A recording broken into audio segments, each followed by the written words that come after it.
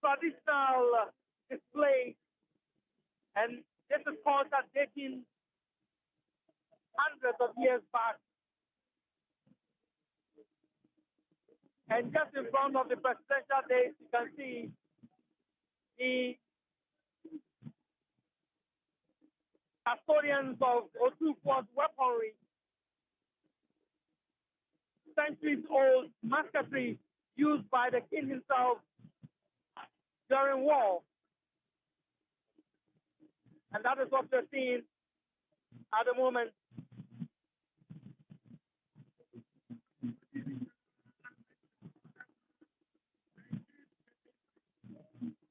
And this is what many would love to see. And they have been gathering since morning to catch a glimpse of all this. And I must say, this is just the tip of the iceberg for normally what the Ashanti Kingdom would display on occasions like this. And I can also see the Okyehene, Bafo, Chiamai, Prezo, the thief. And he is one of the kings, the thief, I must say, very close to the king.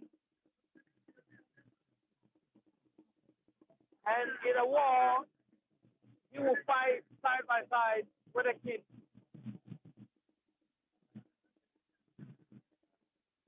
And we are still seeing in your shot, the custodians of Otumfuo's weaponry. And as you can see, the musketry, this is a different one indeed, bearing the symbol of Messiah. And so this is different from the other musketry being fired right here. These guns were used, these knives, as you can see, were used by the king, several kings, handed down generations in war. And so wherever the king goes, they follow.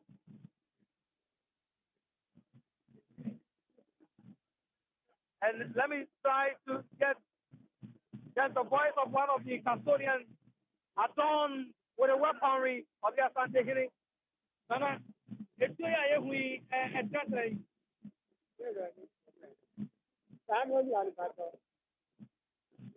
Yo, so I'm trying to find out from the leader what these weapons mean when Otumfuo comes out. So, indeed, I'll ask what this means. Nana, Nana, and we any other get to Otumfuo. So, at the time I go to Otumfuo, I do it when we are, and I know I have to example. The 2 boy I had the park home, but he said, the double can take care. And then I told you, the kind of know, and to bow, but to have a part and the mile by I bet you something. That's why the 20 2 balls to the bed and a boy. Well, so what he's telling me now is that these are the weapons forged by several kings and used to fight wars in Ashanti history. And as Otumfuo comes out, these guns must also come out so that history will be remembered and reenacted. And so the first gun, as we can see here, the first gun is called Goku, and that gun was forged by the first Ashanti king. So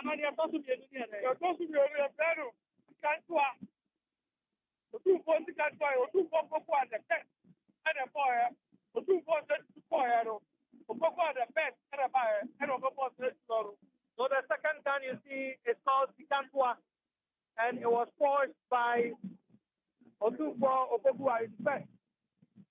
And so in that order, you could see all the guns forged by various kings following the king. And currently, Otumfuo Osei II is still in the palanquin and is riding towards the Okyehene, Otumfuo, Osadifo, Amotia, Oboripani. And so When the king goes, the guns follow. It's like yes, when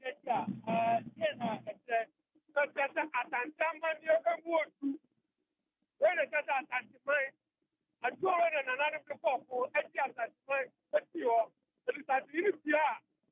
The two way to the Kaiser, the two of the anti-mine, probably a one home by. It is at anti-mine, but that is 20%. But I was told you, I want by a place. So the significance of the gun paraded here today means that they hold the king in high authority. They are showing him the guns that they support him. They are behind him. And that is what it signifies. And so we are seeing many of these guns forged by kings years past, right here following the Okyehene Otumfuo to the second. And so that is what we are seeing. Otumfuo Sensoraj, very long indeed. And today he brought in 21 paramount chiefs. And as you can see in your shot, the musketry, the guns handed down generation, the knives used to fight the wars of Ashanti, carried by loyal servants of various kings. And as you can see, at the moment, you can see the palanquin bearing the occupants of the golden stool of Otumfuo, Otumfuo the second, returning from where the Okyehene, Osagyefo, and Wadia Okoripenyi is seated. So in a moment, we'll be seeing the Asantehene in the palanquin greeting the thousands of people who have gathered here in front of the Chebi Palace today. Quite a historic occasion, the first of its kind for any king to travel this far, grace the palace of Chebi and Asim. In a moment, the Asantehene will take his seat, and then the president of the land, Nana Addo Dankwa Akufo-Addo, will also enter the palace grounds, and then proceedings are expected to start. But at the moment, it's just the Asantehene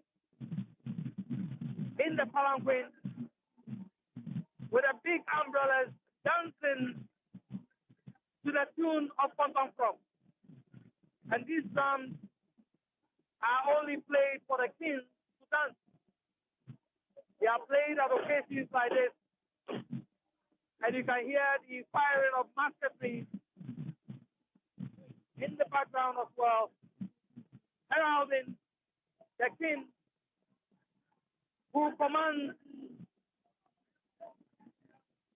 70 paramountcies in the Asante Kingdom, the occupant of the golden stool, Otumfuo II.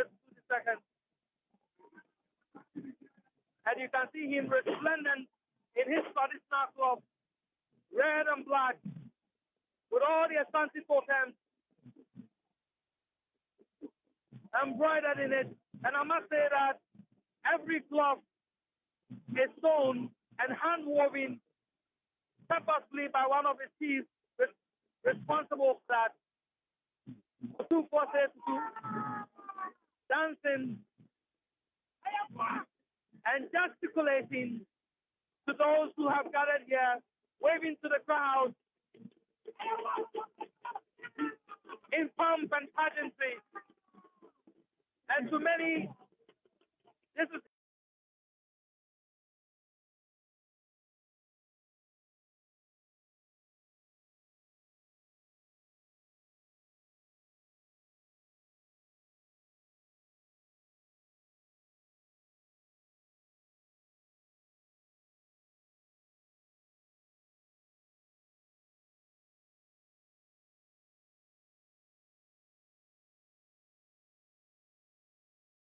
Indeed, this is history indeed.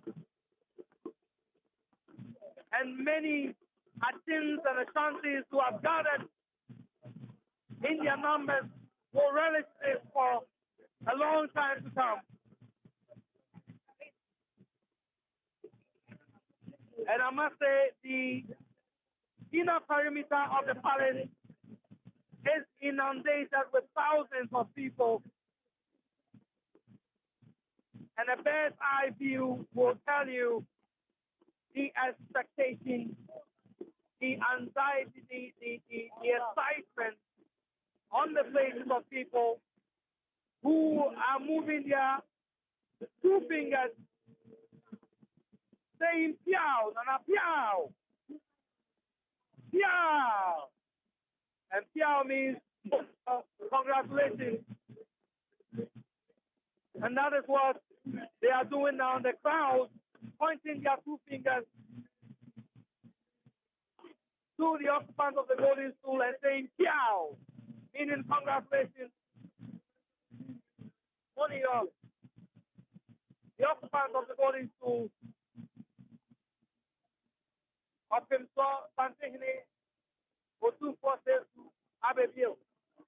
And in the key language, Abebio means he has come again twice. And so he is the second Otumfuo of Tutu who has reincarnated.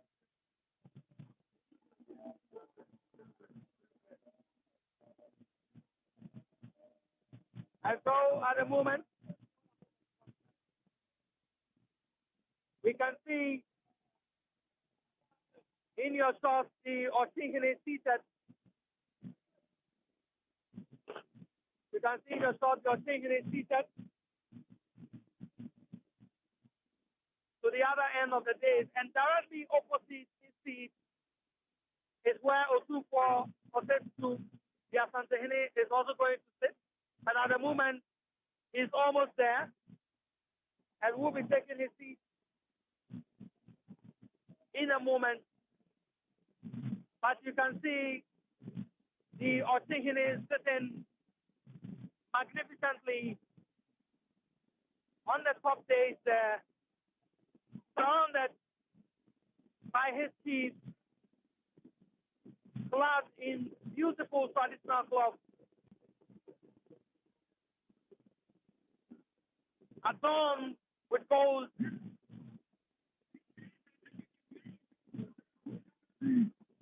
So you can see the queue, and these are the chiefs, the paramount chiefs who came with the Asantehene Otumfuo II. And as you can see, they follow the king. 21 of them who came with the Asantehene. And so that is the entourage of the Asantehene. And in there I can see the Okyehene.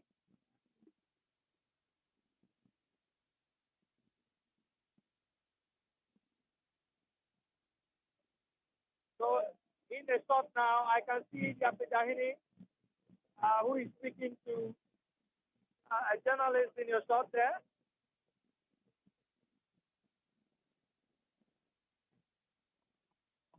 And I can also see early on I told you about Marehene, Bafo Siamai Brezio the who sits very close to Asantehene.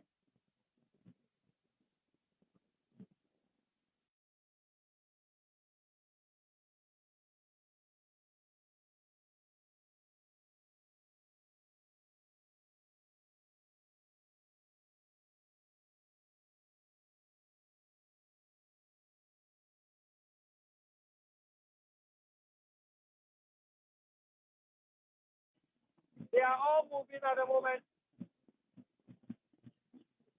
because Otumfuo is taking the seat now. And when he takes the seat, the chiefs will sit around him in order of battle. And if I should say in order of battle, when the Okyehene sit, all the chiefs in order of how they fight in a war take their places beside him. And the terrain you're hearing in the background is signifying the imminent arrival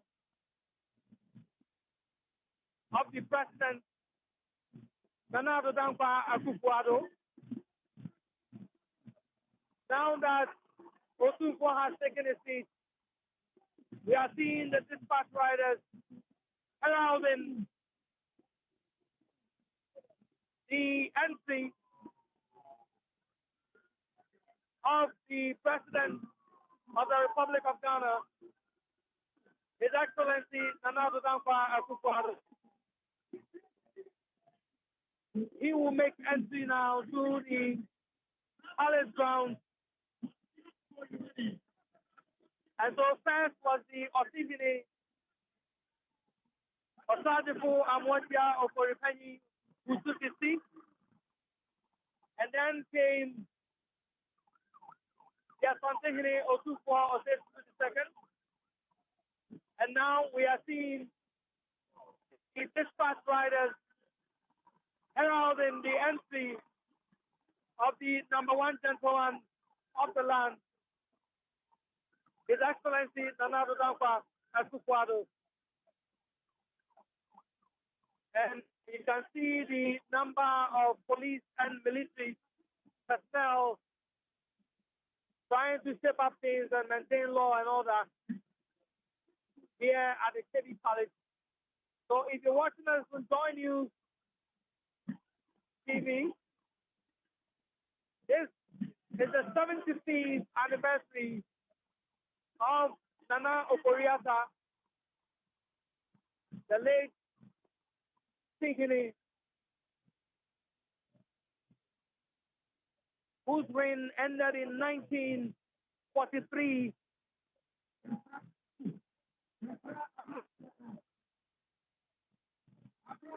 And so, at the moment, the president is almost here.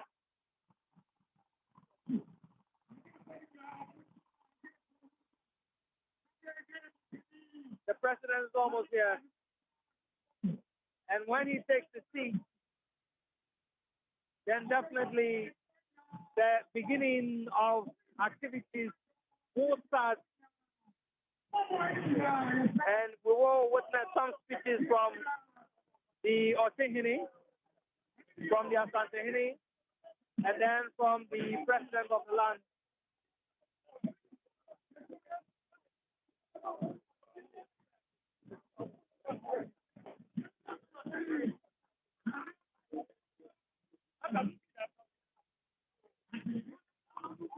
So currently in your shot is the First Lady.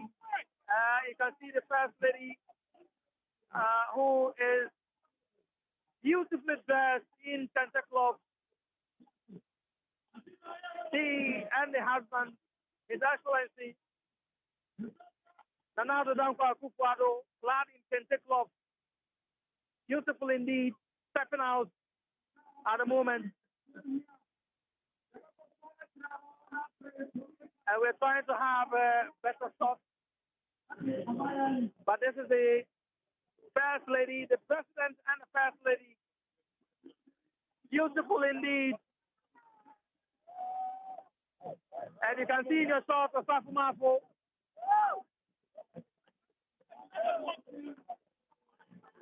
And that's the President of the Republic of Ghana.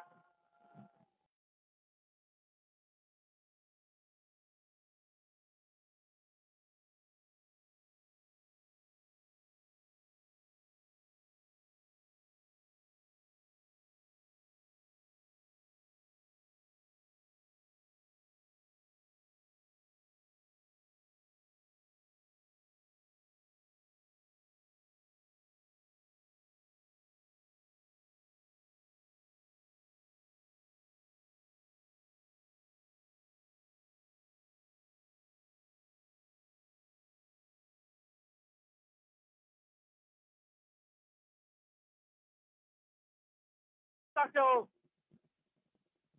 history in the making. The first time any, let me say, big shots in the country have been brought under one umbrella. The first time an Ashanti king has made such a majestic country into Chebi and the Chebi Palace. And the first time we are having former president and the president of the land all showing up at one occasion, such as this, at Chebi.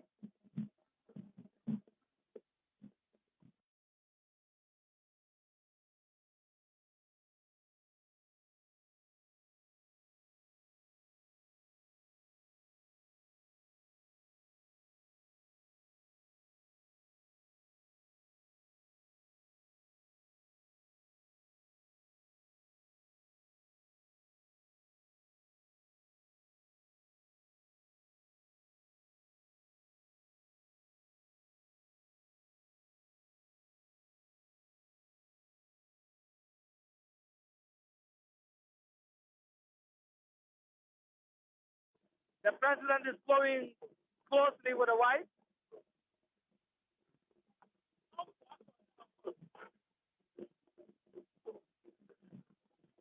Now, wife and first lady of the republic shaking hands and exchanging pleasantries with Okyehene, Osagyefo Amwadia Okoripanyi.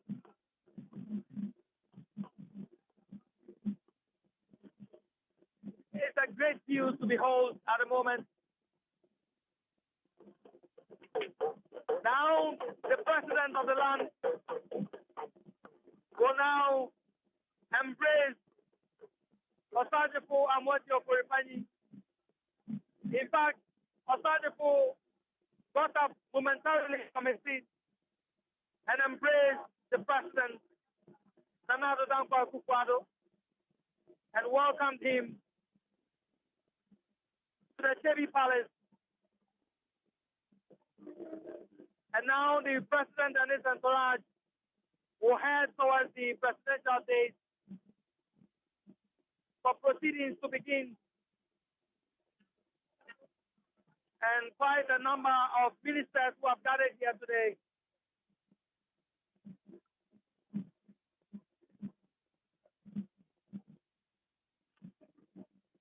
I have spotted the education minister, Matthew Boku Prempe,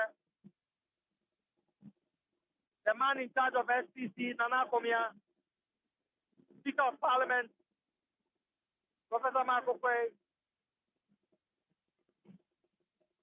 I have also spotted quite a number of ministers here. Mr. Yao Safumafu, the presidential secretary, Nana Sanji Bediajo, was a short while ago dancing to Kete. Now the president walks majestically back to the dais, using the other end of the red carpet, clad beautiful kente cloth, with the first lady. They are now marching towards the dais.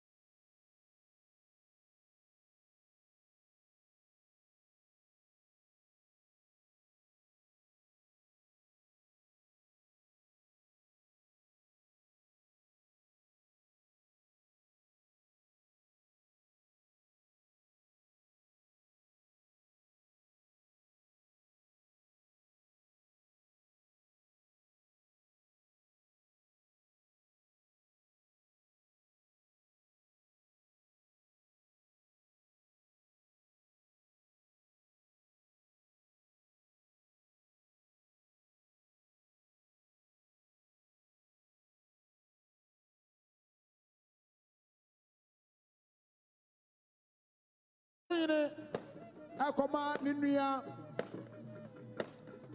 akwaba wabajina na Otumfuo photo from also a chagu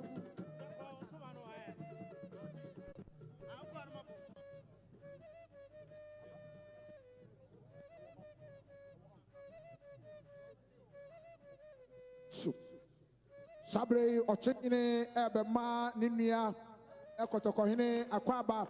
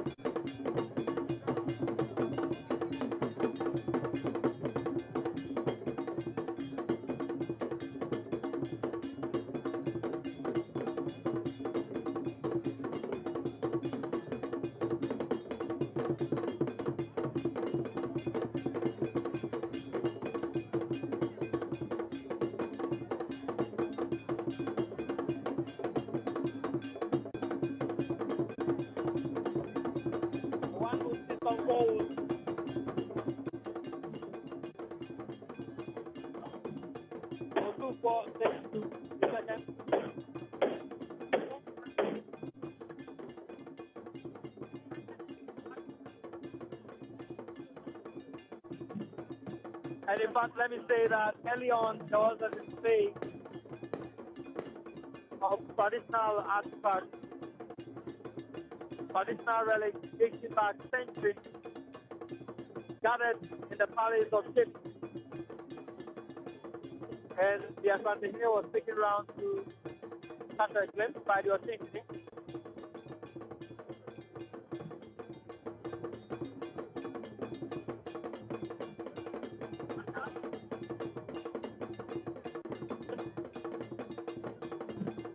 And quite a spectacle to behold. Some of the ladies carrying earthenware pots. Some of the ladies carrying earthenware pots.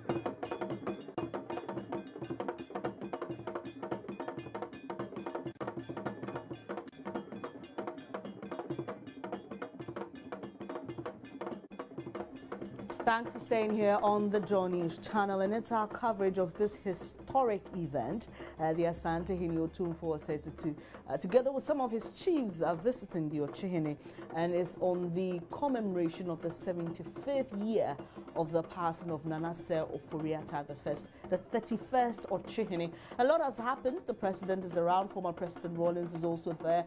The Otumfuo has arrived. What's happening now is that the Okyehene, we are told, is going to welcome his guest, the Asantehene Otumfuo Osei Tutu II. I've got our very own Nana Nsakwao, the fourth chief of Edumasa.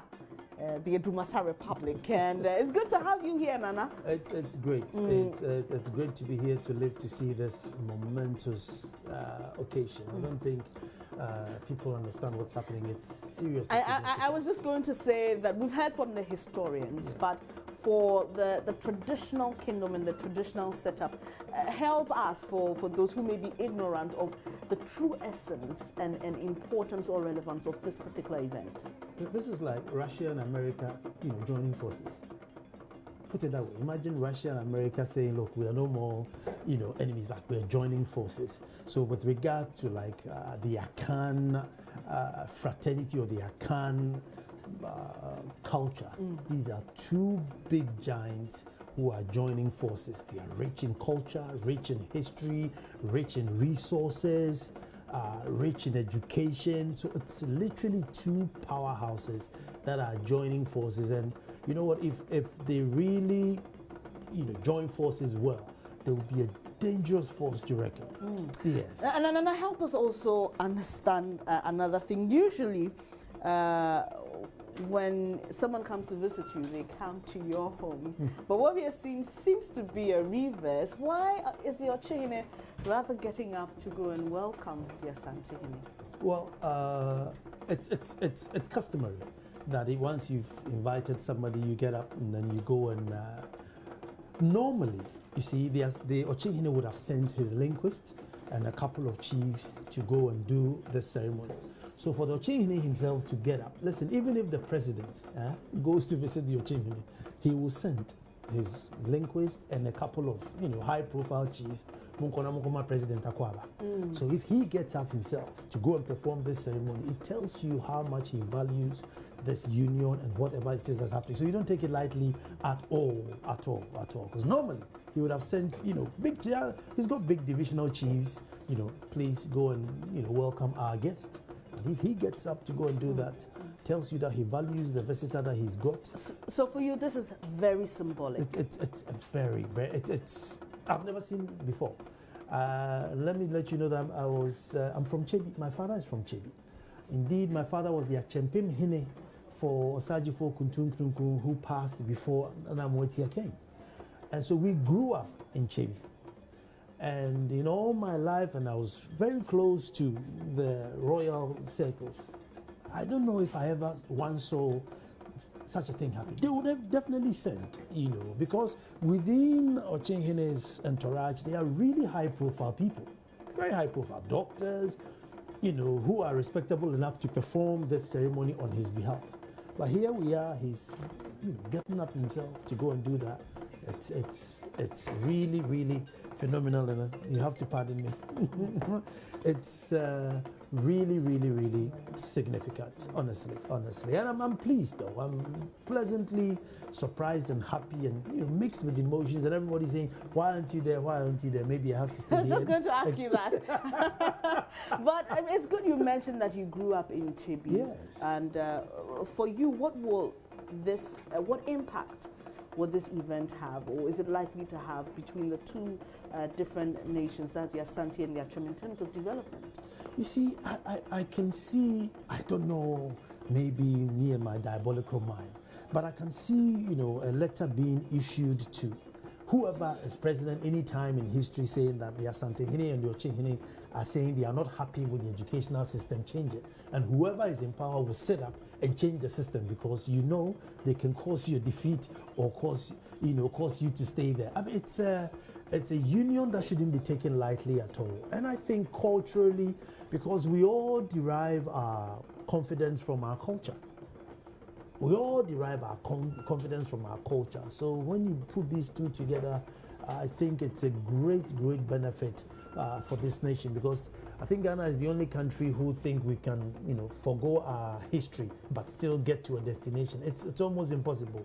So, Donna, can you explain to us what we are seeing in our shot? Appears people are holding swords. Is it in front of the Okyehene, even as he makes his way to welcome the Asantehene Otumfuo? The sword is always shows your symbol of your authority. The sword is just a symbol of your authority. And since it's the Okyehene, you have to carry the drums. You cannot play the drums while they're on the floor. You see, at every given time, the king should be identified at every given time. So things done for him will be different.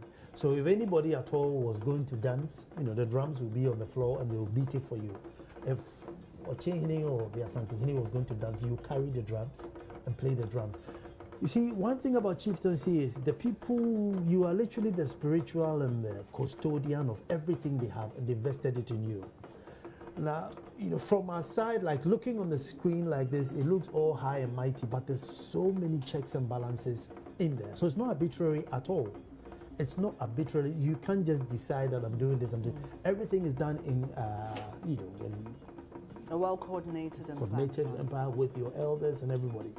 And so you go, they'll beat the drums behind him. He will have his, staff of authority in front of him, and he can't go alone. He will have his linguist and a few other divisional chiefs will always accompany the chief, because at any given time, the king should never ever be seen alone. It's actually an offense for the king to be seen alone. So he will go and welcome his guest, and say a few, exchange a few pleasantries.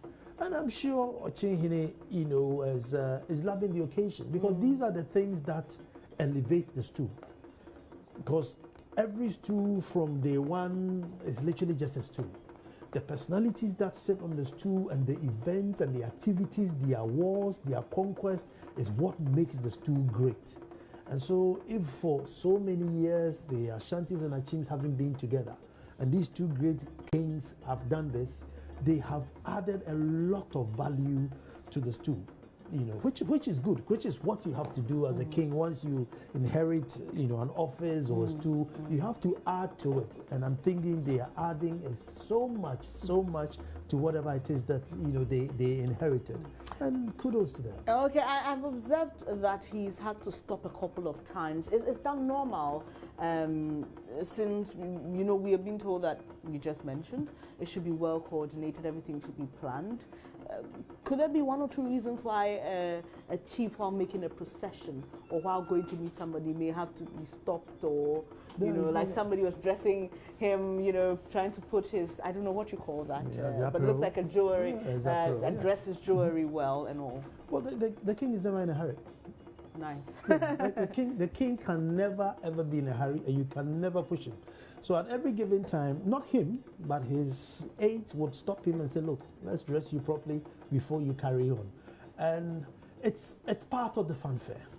It's more part of the fanfare. But traditional protocol is very, very difficult. Unlike military protocol where everything seems to be in order, in traditional protocol, we all seem to have the idea, but everybody is trying to show the other that, listen, my king is really, the niche. And so sometimes there's a lot of chaos. Sometimes I call it organized chaos. There's a lot of organized chaos. But yes, he will take his time, and out of his own will, he can't even walk in a hurry. So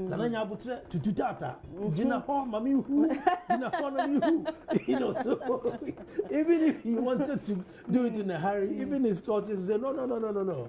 Take your time. And it's the same for the Asantehene too. When he's coming, his boys will let everybody know that, look, we are bringing the Asantehene, and they will bring him in style. They will bring him in all the culture, all the ammunition they have. They will display all the wealth they have. Everybody shows off who their king is. And I always like to compare, because traditionally, or because normally we look down on our tradition, look at the Western world. When the queen is riding in his golden chariot, there's lots and lots of horses and horsemen and everything, and they'll bring the queen in style. And the American president is no less. He flies 2 jumbo jets at every given time and 3 helicopters. At every travel that the American president is moving, he flies 2 jumbo jets and 3 helicopters. Why? Is it really that under threat? No, but to show that, listen, the most powerful man in the world is coming. You know, so I think maybe it's a human nature where whoever you choose to be your leader or your king, you know, when you are going to present him, you know, you present him in style. I can't wait to see what it will be like when the Okyehene eventually approaches the Asantehene. What are we likely to see? A handshake, a hug? Will that be out, or would that be unconventional? No, I mean, chiefs shake and hug, you know, but I mean, you shake for cordial and then you hug if it's really intimate. So we have to really watch if they're going to hug or if they're going to shake. I can't wait to see what that will be. And also some interesting scenes we saw earlier. The finance minister, Ken Oforiatta, had his cloth wrapped around his waist and he was bare-chested. Yeah, humility. What was that supposed to be? Humility. Sign of humility. And you see, that's what makes the Akan kings really big, the Akan chiefs. Because you have doctors, professors, people who are well learned, probably even richer or older than you, ready to take off their sandals and bear their... Because in Akan, bearing your shoulder is a sign of humility. So normally, if I was going to greet the Okyehene, I would have to drop my cloth because he's a bigger chief than I am. So I'll have to drop my cloth and shake hands as a sign of humility. And so imagine you were like, you think, hey, the finance minister, there's the finance minister. I'm sure a lot of people are shocked. So then you wonder, hey, then who is he serving then? Exactly. You know, so that's the adoration that the Akans give to who they choose, you know, to be their spiritual leader. You know, and that's why you don't take you who have been bestowed upon this power. You don't take it lightly at all. Interesting. Yeah, you don't Very take it lightly at all. And we saw that others had just moved the cloth just beyond their shoulder, like you said, but he had actually gone bare-chested totally. And I mean, I was just wondering. He's an Okyehene Nana. You know, when his grandfather is and traditionally, they are the ones who serve at the palace. Okay. They are the ones who serve at the palace because it is believed they have more of the king's interest, and so they protect the king more. And so normally, if this was the king's bedroom, they are the ones that sleep right outside the door. Make sure nobody comes in and goes out. They're the ones that probably serve his food or make sure, you know. So Ahinana, for you, the ones who are really close to the king. They are the immediate surrounding of the king is the Ahinana before the Ahinimba, and all those would be very close. So that's his job. Even before the king's own children. Oh yes, oh yes, oh yes. Ahinana will be there. Very, very interesting. So we're just waiting to see that eventual meeting between the Asantehene, Otumfuo Tutu, and the Okyehene, Nana Amotia Oforipenin. And we know they've met in private life. You know, people ask, what's the big fuss about it? We've even seen photos of them together, not dressed in their kingly regalia, but in, you know, suits and jackets. It appears to me that's a private meeting, private life meeting, and not in the capacity as chiefs, dressed and followed by their subjects, as we've seen today. I mean, they are 20th century chiefs. These two chiefs are really 20th century chiefs, and they know what time it is. So they can westernize if they need to, and really hit the culture if they have to. Maybe that was the initial meeting.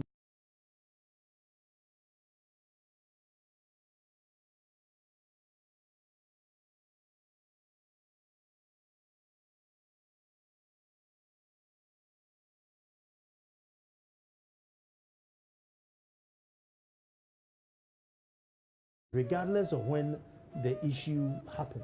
Wow. And so, can you give us an example? So, but before you do that, I think it's quite difficult to see, but I think that the Okyehene has finally arrived in front of the president, and it appears he may be dancing, but it's quite difficult to see. A lot of people gathered there, but for now, what we are able to say is that the Okyehene is paying some respects to the president, and hopefully, we know that he will move from there to greet the Asantehene. But you were given an example of how significant this day. yeah, and they speak in present tense always. It's just interesting. Yeah, I was wondering how. So assuming 300 years ago there's a battle, and I chopped off your head. Okay. Today, as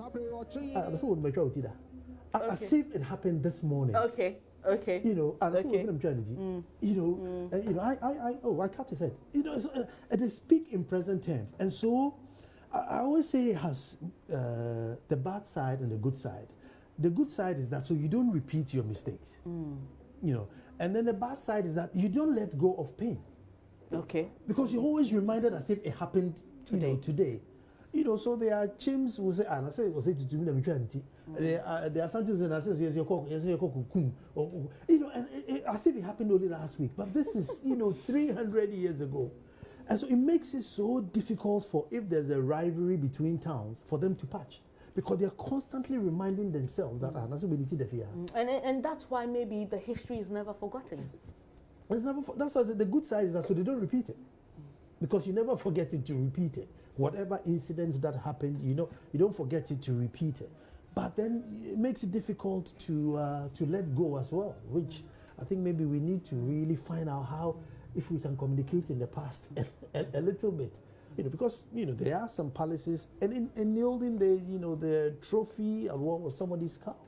To prove that you're a big warrior means that when we defeated these guys, we chopped off the head and we kept it. And they will still say that, literally. Yeah. A chief would say, oh, I want to come to Akwesida.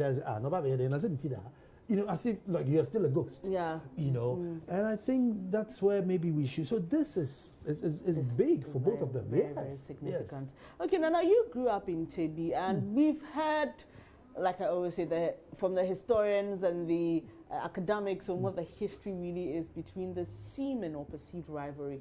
As a young boy growing up in Chebi, were you told of any stories? Did you hear about why probably there's this seeming rift between the Asantes and the Achos? Yeah, well, there was. You see, and I think it was more, even though it started like culturally because of their wars and their conquests and their falling heroes. That's how it started. I think somewhere in the middle it got more political. So you find those on the Ashanti side, obviously bigging up their king, and then the Achims are also bigging up their king, and so there's that rivalry of bigging up who leads us. I think is needless because they're both powerful in their own rights. They all have different attributes in their own rights, and therefore you didn't need. You could big up your king without necessarily the rivalry, thing going on. So this is, this is something else. Okay, so that's the Okyehene Otumfuo Osei seated, and would you call this seated? This is properly. He's properly seated. Yeah, he's fully seated. This is not half seated, crowd. This is fully, seated like he would sit in Menchia Palace, for a big day. But both sides haven't taken it lightly. Okay, so we're just seeing that walk towards the Okyehene from the Okyehene, and it's always beautiful to see these Durbers because you always see a very wonderful cultural display like we're seeing now. And very, very, very beautiful dance. This is the Adowa, is it? I think this is Kitty. Kitty. This is Kitty, yeah. Yes. This is more Kitty, yeah. This is more Kitty. But I'm expecting that when they get in front of Asantehene too, they may not let all the entourage that's coming with Okyehene to go and do the greeting. They'll probably stop them and let him go and do. They will probably, but I don't know what the protocol arrangement is if everybody has to. But maybe they would stop the entourage and let him go and talk to his brother.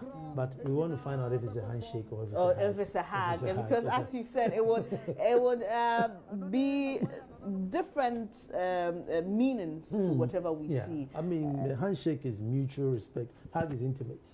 Yeah, hug is intimate. That's going one step further. Hug will be going one step further, so we want to find out what will happen. But I think they have done really, really well. Now, in 1694, Osei Tutu I was sent to Akwemu under the tutelage of Ansa Sesreku to go and learn culture and chieftaincy. Because all the things we know today, Benkumhene, Nifahene, Jasehene, was brought about by Ansasesereku. He wrote the governance system of traditional governance system. And so he became powerful and his kingdom was spreading. And so Asantehene's uncle sent him. That, you go and learn how this guy is, ruling his kingdom, so you bring you home. And so he was brought to Akwamu to understudy Ansasesereku, that's Osei Tutu the first. And then one or two things happened and he had to leave. At the time, Okomfo was living with Ansasesereku. And Ansasesereku was spiritually very strong. And so anytime Okomfo wanted to perform some of these strange charming days and causing rain to stop, Ansasesereku would stop it. And he keep telling you, why are you embarrassing me? I'm only here to support you, so why are you embarrassing me? But he wouldn't, take heed. By that time, he had fought from Nyanewase to Benin. That was his, territory. Huge. And so, this albino Rastafarian, what was he going to do with him? So when Osei Tutu the first was going, Okomfo said, please tell your uncle so that he lets me come with you. I said, yeah, you can go with him. And so he gave him 300 bodyguards from Anum and says, no, you guys take him and make sure nothing happens.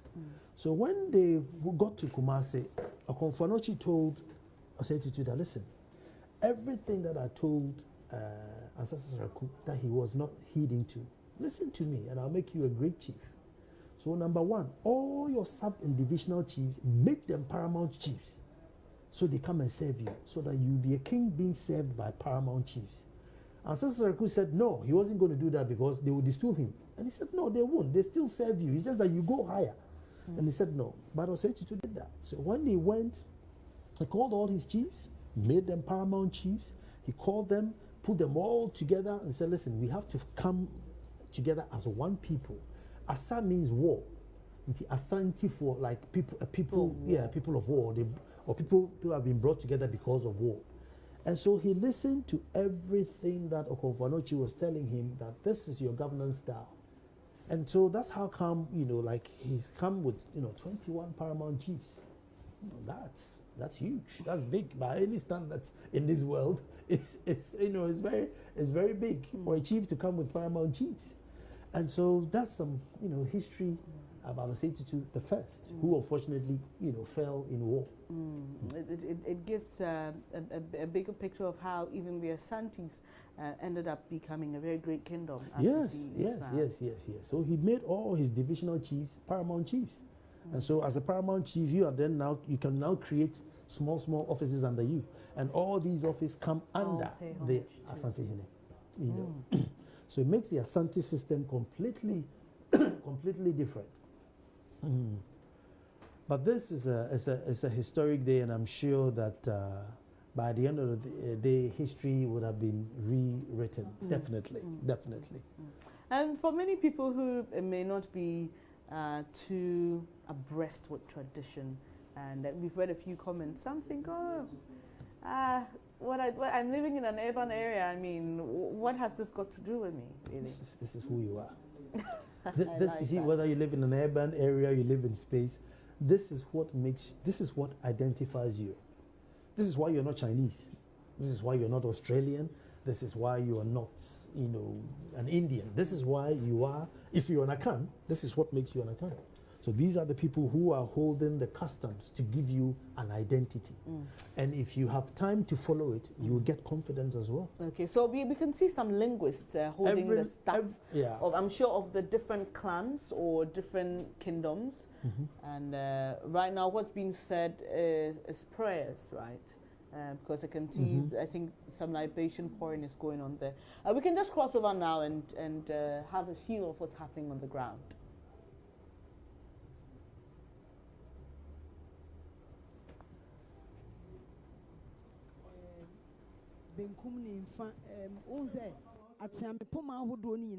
Which means all the divisions and as I say, Abrewa doku a yabo ni din tire say asona baatan no ni Abrewa doku an enti no ensa ye gu na chese de friend nananom Omo ede Ochiman ebebo ade what I say etino one din wo bobo no sa abre moma yentie ensana ye egu no yentie mu nsem ni kakra Eche Ochiman be ye Ochihin prekope obai udi nwedi egu akwan mu ompenso be bia na Ochiman ye hu be bia na Ochiman ye nan kodui enne emfirihia dioso enumu akwa akura ye kawa ni ye kawo so bai be bia na sukuni uma sukuu koi be bia na apomdini uma apomdin koi be bia na ka kwan ko uma ka kwan koi ugina ho emakurafo enti enne esafata sie kinkan so a osan so nyankopon twedi ampon wan fa wo ankame obawo ma obawo ba pani yebu akua obawo hin ba ya boache enne wan kasa wonana na adoda nkwa akufo eto eye boni din a ye moni din sa kekewo ene wo organ ma pani prakope esan se sapa utwato honti ene na ama no bese ye keka biemu a ompabo akese a na hyewo wan kasa wonana osagefo amoatia ofo pani ene ye boni din a wo kye prakope na se ye kawo esan se pani sie du amanfo so ane akaya no samampan so ne to na badin samanfo so di beka sasi so a na gina tiasefo so ene yesia hai asumdwe kwaso esemode kwaso nanu aka ye bedi dai achiame bopin achiame ewo manhia ekosi otumfuo na so etufuo ababio se ne o mekoti man ho ni eni sa adakasie o se empani se kan no nti aka ato odi osie eyoyo osmeba enipa bi na sabita frache ye na moa ni akeka nsem anim ye kwaso atifini akɔho no ni abanafo abebisa se ye de na hu no enti sa ti sa tie bia meba otumfo na asa agima prempa nsani o otumfo na asa prempa agima nsani mebo odi anana na se na fata na oni na se na oni na se furiata ena duka subom ene wankasa wo faase wo bibia otumfo Osei Tutu ene abakwasema dadi wo chebi o wabekọ chima ho osisi ye kasa ade ya on tra kumase on tra santimam o de odo bababo dom ye kikan wo be heno nipa bonfo bi dutu ni bi ajamu abre anoma ya mo a o kwa so atifi akọ no aba na afọ ababisa se ne aduaba pa ye de asefem o chima santimam ye na nkan no na etie no. Some prayers are being said now, but it's as though he's talking to Nana Oforiatta the first, making reference to his grandchild, who is now President Otumfuo, supposedly informing him about the presence of the Asantehene and why he's there. What does this symbolize? Well, definitely. I mean, you definitely call on your ancestors who have come before you. In terms of libation, you call on your ancestors to tell them of what is happening, the intention, everything. You know, you definitely pour libation on a day like this. On a day like this, the Okyehene, or the king of all linguists, is the one that will pour this libation rather than the junior linguist. And yes, so you make references to all the great ones that were before you, obviously to God first, and then later on to all the great ones before you. You see, because in chieftaincy there are 3 rules that every given day you have to live by: those yet unborn, the living, and the dead. So that every decision you take, you must make sure that those who are not born, it won't affect them. Those who are living, it would benefit them. And those who are dead and gone, should they ask you that, Bernice, did you do the right thing? You should say, yes, I did the right thing. So I want to know, what is the impression that they can hear when you are praying? Is that the belief? That's the belief. That they can hear you? Yeah, that they are in your midst. In such a gathering, you know, the departed are also in your midst. And so you offer prayers to them. Okay, it's interesting, but some Christian prayers are also being offered. Does it work in the typical traditional setting? That Christian prayers will be offered at an event like this? Now it does. You see, now Christianity has become our culture. You know, even though we inherited it, now it has become part of us. So in most events, you know, I've seen shrines, typical shrines, where, you know, whole group of Presbyterian pastors, you know, came to visit and they offered prayers. And they actually suggested that, oh, why don't we, you know, keep the place neat. It looked a bit too clumsy. They keep it a bit neat and pleasant. Okay. So now it's accepted. Yeah. Okay. Now it's accepted. I have a couple more questions with regards to having Christian prayers or other religious prayers said in a very traditional setting. But I think we'll just go to the grounds and hear that prayer and come back quickly to talk about that.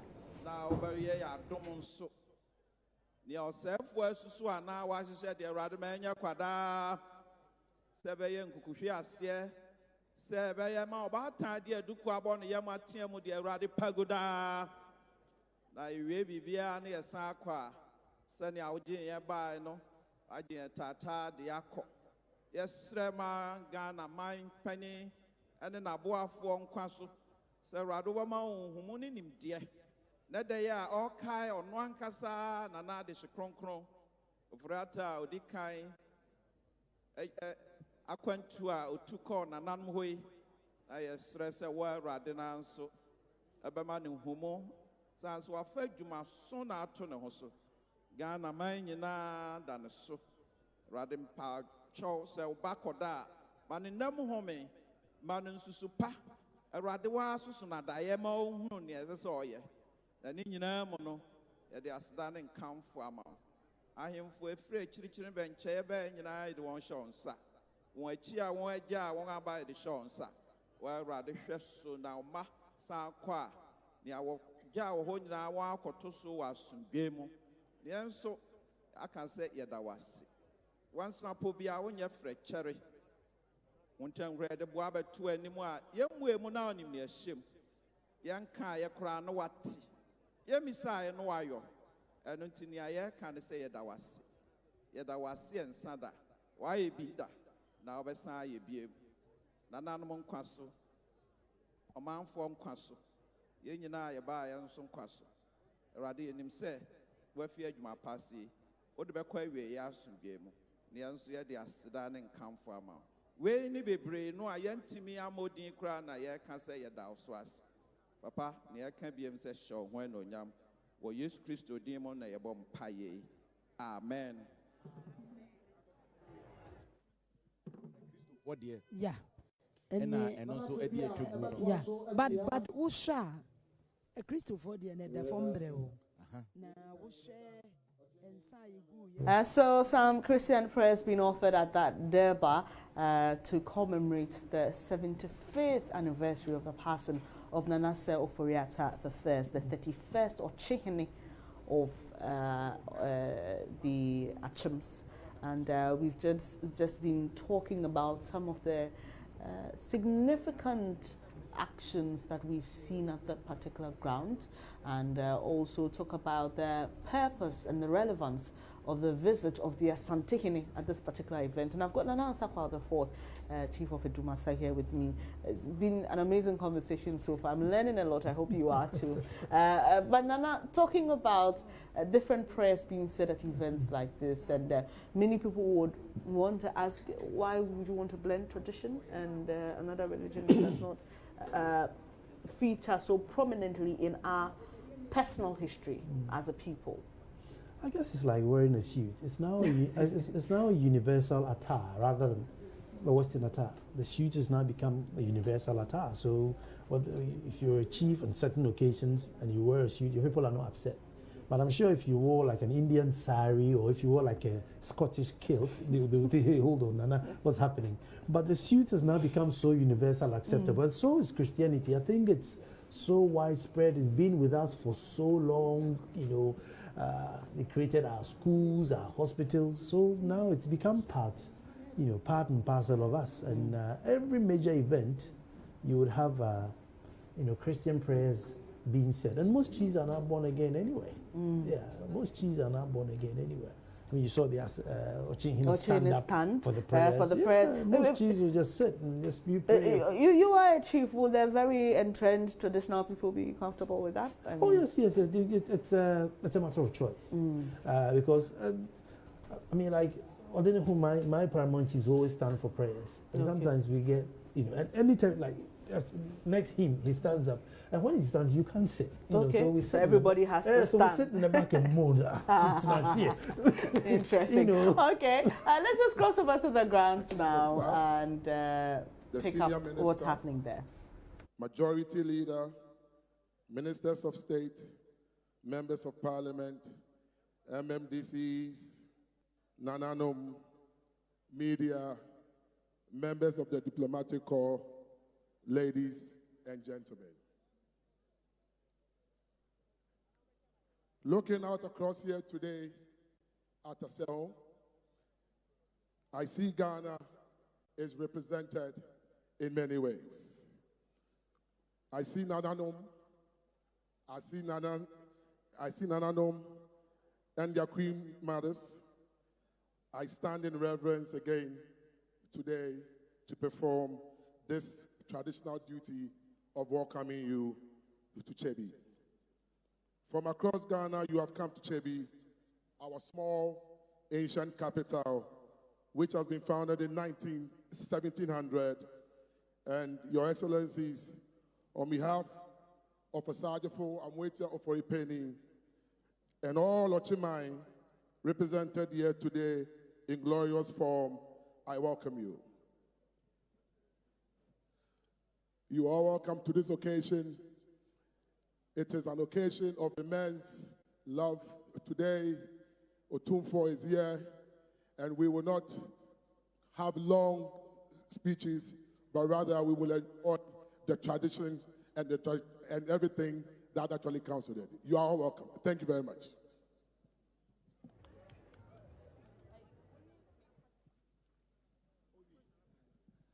Bema Kwakudia, Niatene, can you bet here Abakwasam Kakra?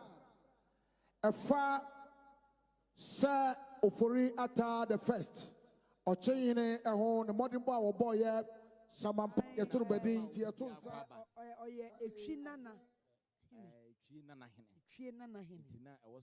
So that was just welcome address, and Nana tells me that this is the Ahene. So that's the chief of the grandchildren, or prefect, or overlord. I think he's Ahene Nanahene. Ahene Nanahene. All the grandchildren. You know, he oversees all the grandchildren. Okay. Yeah. It paints a very beautiful picture of a traditionally well-organized structure. It looks at every point in time, you need to set someone as a lord over a certain group of people who may not be easily to track, and so there's a bit of organization everywhere. It's a lot. So if they, like for Asantehene or let's say Okyehene was going to go to Kumasi, you call Ahene Nana and say, I'm going. And so Ahene Nanahene would then have to rally some of the Ahene Nananum to accompany him. Yeah, accompany him, because they are the ones that have to be closest. And in this case, the Ahene Nanan refers to grandchildren of all chiefs. Okay. All chiefs. So it could be 100 years ago. That's a large number. Yeah, it's a large number. That's a huge number. That's Gabi or Tredako in your shorts there. Maybe whispering a word or two to the Okyehene. And it's interesting. And we are being told that some words are going to be spoken about Nana Ofori-Atta the First, and it's interesting. People talk about him and his legacy and his passion for education, looking at his children and what they were able to achieve. Had a daughter who was the first female doctor in Ghana, had a son who was a governor, had another who was married to President Akufo-Addo's father. So it's just a family of very prominent people. I think he did really well, and I think his legacy also lives on. Yeah, his legacy, because all the Ofori-Atta, first and second, are all in places, and you could tell they're very well educated. So I think they had a very good tree that bore strong branches. And you can see Nana Asante Bedie told that we are told is a chief in Achimibwa. He's the Okyehene, so he's head of protocol. Oh, head of state protocol. Okay. Apeja is head of state protocol. And it's a unique position because it's only the chief that can elect that position. So, i.e., let's say the Mankrado cannot have Okyehene. Okay. It's only the chief that can have Okyehene for state protocol. Okay. But the Mankrado, traditionally Mankrado is like your opposition leader. Okay. So if Ghana was a traditional state, Haruna Idrisu would have been the vice president. If Ghana was a traditional state, Haruna Iddrisu would be the vice president. Okay. And so, usually, how are these opposition people elected? Is it from a family that will likely have the chief or the king and didn't have it? From a family that cannot inherit the main chief. Okay. So that everybody has a fair share in the kingdom. Yeah, so a family that cannot inherit the main chief. And so that they don't have any inclination of ousting the chief and being the chief themselves.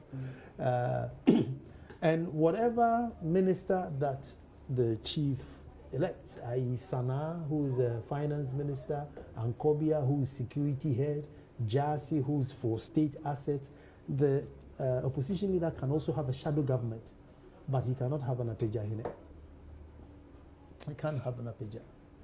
Interesting. Very soon I'll be giving you something to help you understand this man who is being celebrated, Nana Oforiatta the First. And as we've said, he's a very well-respected man. And we are being told that some anyensem, is it how you call it, anyensem, that's words of poetry being said about him, appellations being said about him. And quickly we'll just let you know who he is, what he's done, what he was able to achieve, what his children achieved.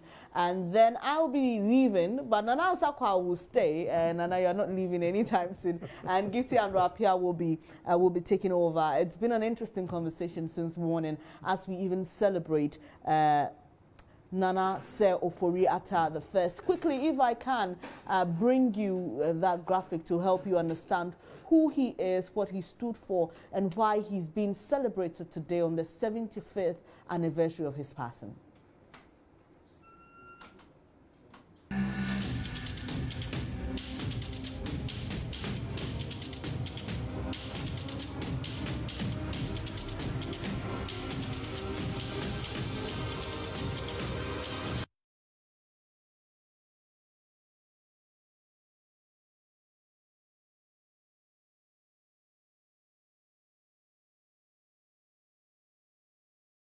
One died in 1943. He was the 31st Okyehene or king of Achime-Boakwa and educated in Basel Mission Schools and its Ekropong Seminary. He worked as a clerk and then served in the West African Frontier Force fighting during the Ya Asantewaa War.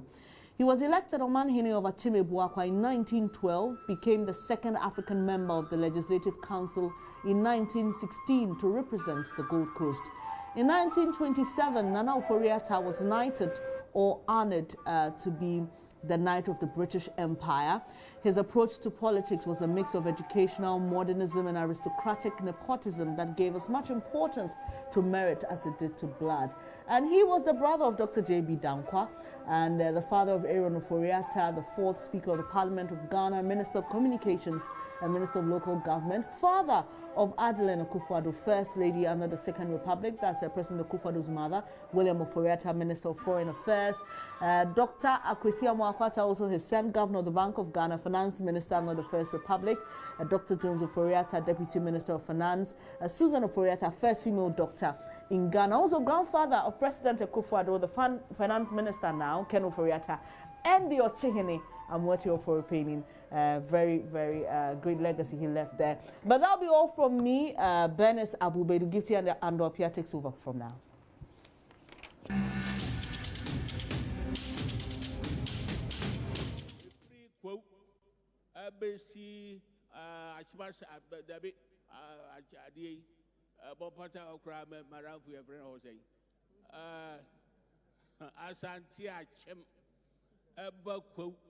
Besio Chimemu, Nafe no Abba, Akuya Pim, or your basin swum, Nafe Puano Puesi. See, I said, Remoa. Na ye drew a Yinamua, a Yinam Brebudao. Nasa Yanuma, ye free at Chamber ye Bessia. Ye say, Nay, Abuya Brani. I shall qua, one num Brem. As I said, a Bremu Tantanted. A horn and not train, Gina check, because a horn and Numsu Bremunti. Na I don't know. Me my watching a basriwa. Me no pure water. I didn't say me call a bobosu pomasia. Me no pure water. Na no man paying say. That be say ya nye or my yansi ho. Na sa mine a mo friend garam say ye kwaswa ebe haye echi be de ni oman panyin yo no mepene no mepene so menne men crofo ye matipanfo a ye ni afire no ye pene so eji esese na chiaminti esese na no mother roba muso saad ye yibo na sebeye ni asase nsei ebeye na yensuo nsei ebeye na ye kwaye nsei musom na no we ye ni ye chin grase me ko akurase a ana se me ko kwabna me ko pe kwabna hi achia no se me cha me ko abraman a me ko chia abraman hen na ena no obaka se esa ne hihia ya ye nti no ahemfo ye ni tumi ewom ye tumi so ate nanso one da so wo tumi because one nim ne o man pe one nim ne o man for pe enti so o man panyin aso dai say o man tire enana no see en sa se a ye soe ni ye momodren ye nyaya mum ye zom na technology sabno de ye no we frase ye nyini ese mum ye jai jama nyame de ye ne say aseda na me de mamo na mama wo manu trinkwa ye ba mun nyina trinkwa enti Ghana enkwaso me de ma se ye beda ye papa se ye beda ye papa se ensam no utia na eno no ya kwete se abakosem no ama nemum ye na sam ehia no obai so obeka ye yeso obia be wo tutu obia so ono ne di hu ne se galamsey ehu hia ne se abakosem nti abakosem bitimi atwen te no person kire se omo bere so no se oforiata bere so no galamsey ni etuye but ya hunu brem ye di nyansa to hu ne etuye ye tu no mrem enti no mfasode no ena oma odi ball adesua ho fotro ni ade. So those are live visuals coming to you from Ebuakwa. Of course, it is the 75th anniversary of the demise of the Nana Oforiata the first. Certainly a very colorful occasion. And Nana, what has this man been speaking about? And very soon we'll be getting you a lot of details from the ground about who is talking, what they're saying. But he said a lot of things, basically talking about Galamsey. But Nana Ansakwa is here. He's going to explain that to us. Nana, please take us through what he's been saying. Well, one of the pride of the Achims has been the river brim. And so every Achim will pride himself that, look, I'm an Achim who drinks from the brim. And he was talking about how now the Achims drink from sachet waters. Instead of priding themselves of drinking from the river brim, they drink from sachet water. Basically because the river brim has been destroyed by Galamsey activities. Exactly. So he literally ended his speech by telling Nananum to support the president on the anti-Galamsey fight. You know, he was talking about how the trains will stop at Nzawam, mainly because the river was there and people could, you know, refresh themselves before. So people could actually go to the river to drink from the river. Drink from the river. The Brim River. And so that was how clean it was and how it sustained and supported life. And I hope we heed to his call because it's important. I am totally against any metal mining. I am totally against it. That's a conversation that can take like the whole day, if I'm not mistaken. But of course, we're zoomed in right into Pulse. And of course, this is the show you want to be on, because we'll bring you a lot of analysis. We'll also bring you a wrap of what's been happening so far. A lot have actually been happening. And whilst we're at it, let me quickly take you through our top stories this hour, because we're certainly staying a little longer on what's happening in Chibi. Certainly, Otumfuo Osei the second has arrived there.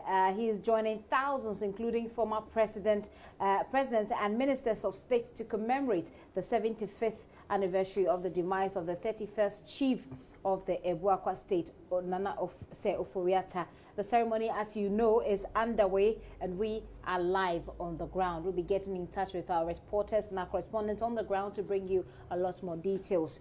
Also coming up in this bulletin, back to right the wrong.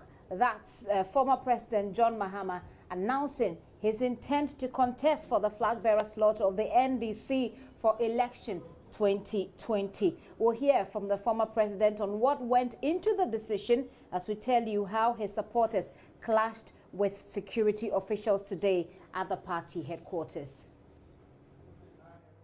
To take our great party back into government, to right the wrongs of the past, and to put an end to the cries of the people under the current dispensation. Former President John Mahama, who wants to be president once again, now head of payment systems at the Bank of Ghana, downplays predictions that mobile money will take over mainstream banking. He says that is simply not possible. We'll be bringing you more of those stories, certainly interesting stories, but let's finish up with what's happening in Okyehene, because it's quite historic, very, very historic, I must say. Nana, you had a lot of conversation with Benis so far, but one of the key questions that a lot of people seem to have is why is Okyehene, or why are Okyehene and Asanteman celebrating the 75th anniversary of the demise of this particular chief? What makes his reign or this person so special?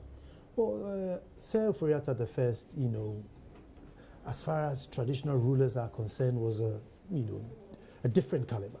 But I think they chose this event also to bring down the Ashanti Achim, rivalry. And so I think it's a good opportunity to invite the Asantehene to Okyehene, because I mean, if you look at Sir Furiata's records, he did really well for himself, and not for himself, but to the Gold Coast and Ghana at large. It's very honorable and very nice for the Asantehene to come today, and I think there are some donations being given. I don't know which side it is, because I know both sides. Yeah, it's interesting, that shot that we saw there. That was Nana Santibedietu, I think, speaking, addressing somebody else. I'm not quite sure who he was addressing though, but certainly that is Otumfuo Osei the second, who's taking his seat. And I'm wondering, and a lot of people are as well, what beyond this, what else could have taken Otumfuo Osei to this place? And perhaps we can... I don't know whether it's brace you. Brace you is that if you get visitors, you need to give them brace you, something to refresh themselves. Right. And the visitors too who are coming will also bring you something, look, because you're having an occasion, take this to support yourself. Okay, well, let's go over and listen.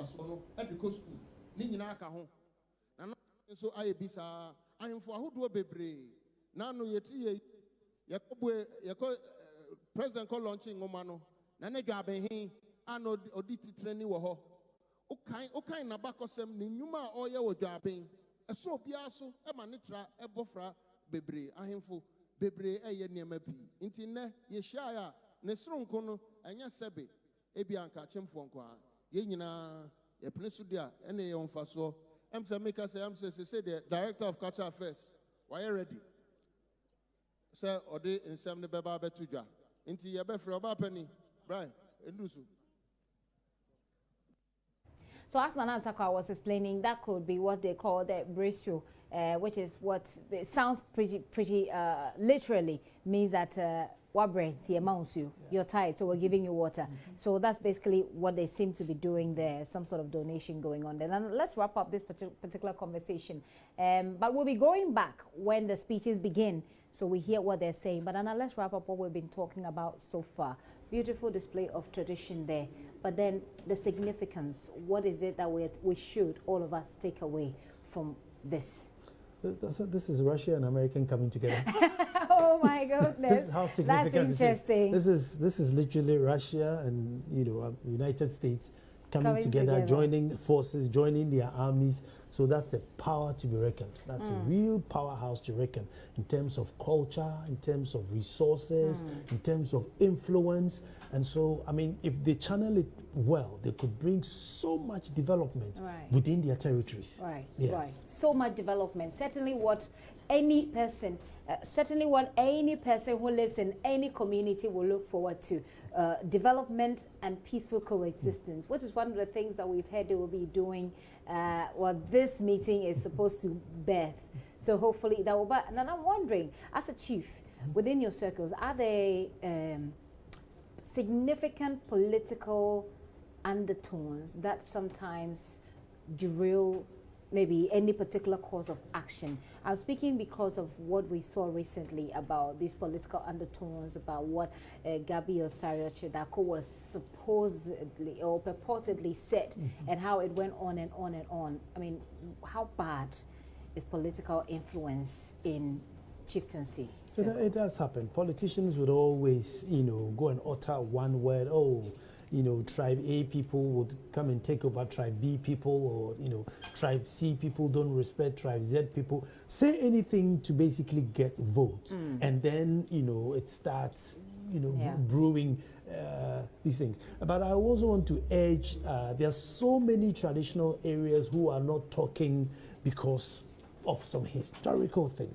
And I hope they will look at this and start patching up, because there's lots and lots of tribes and chiefs in Ghana who don't talk because of things that happened many, many years ago. So hopefully they will look at this event and also plan how to live, amicably, peacefully, because, together they can, bring a lot of, if you have the strength, you can command a lot of authority and get, lobby resources into your territory. Right. Well, it does look like the Okyehene Osagyefo Amoitio for Okyehene is about to deliver a speech. He looks really ready, and certainly you have a Joy News microphone just about that place. So hopefully we'll get to hear him. And when he begins to speak, well, it looks like he's doing some sort of a proofreading before he goes through. But now, what should you expect in a speech like this? Well, I'm sure he was going to definitely say thank you to Seo Foriata for charting a right path, which they are all benefiting. I'm sure he's going to be very grateful for the Asantehene to literally move Ashanti Kingdom.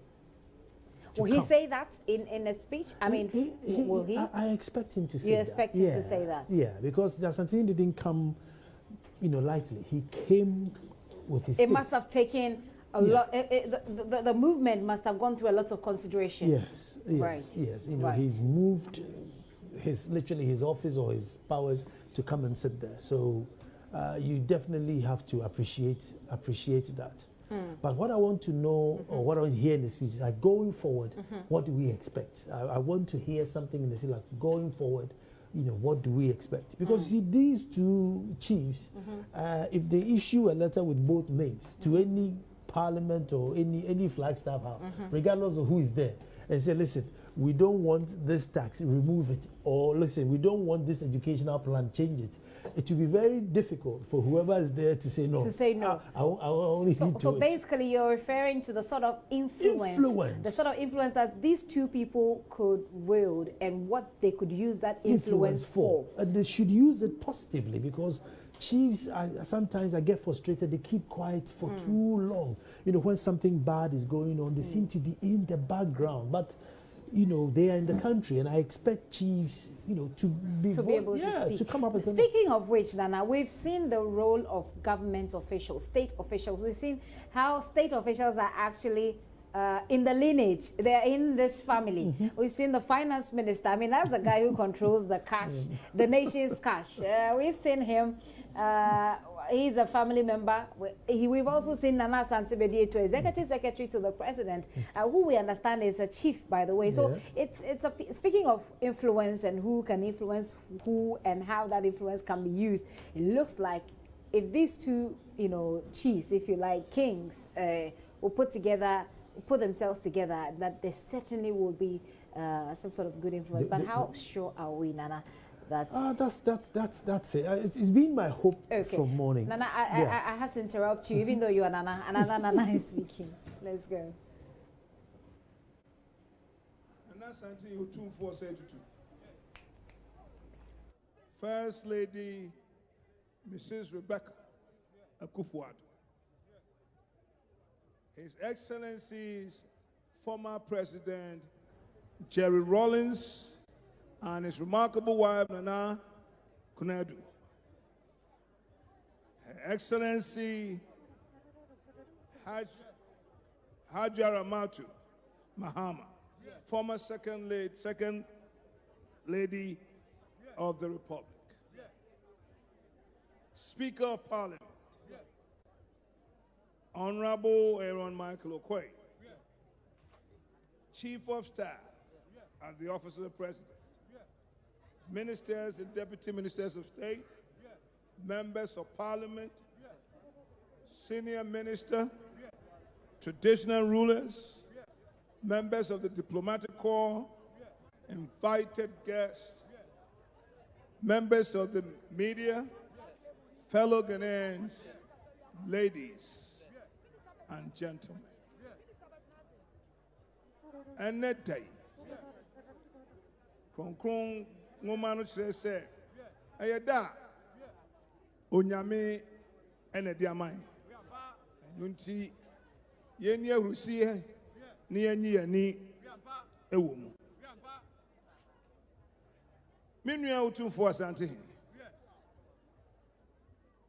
ma bidia de mfie du kroni na hie ne yadi mfie du da bia ni ho a da bi entwam enedai enedai edimu akonten enedai wa be kansa awo chebi krodu mu ha men kai se ma hwe aka so ahu se asante hin bia ba a state visit sani ausi bai ana prempe no twam konkran ausi ha no pokuare ausi ha ne kuntunkrunku edi nkomo enede wa pagya santeman edi abaha ebe kan ho na yedi enana oforiata odi kan ni mfeshia a edioson num edase ochiman dawase ochiman ma wakwaba ene wahemfo a muka ho amubai na otwetwa amu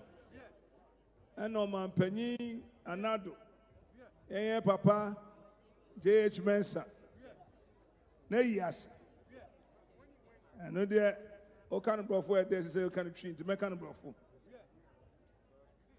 Osei o believe say appropriate on a day such as that day, said Plato, no evil can happen to a good man either in this life or in death.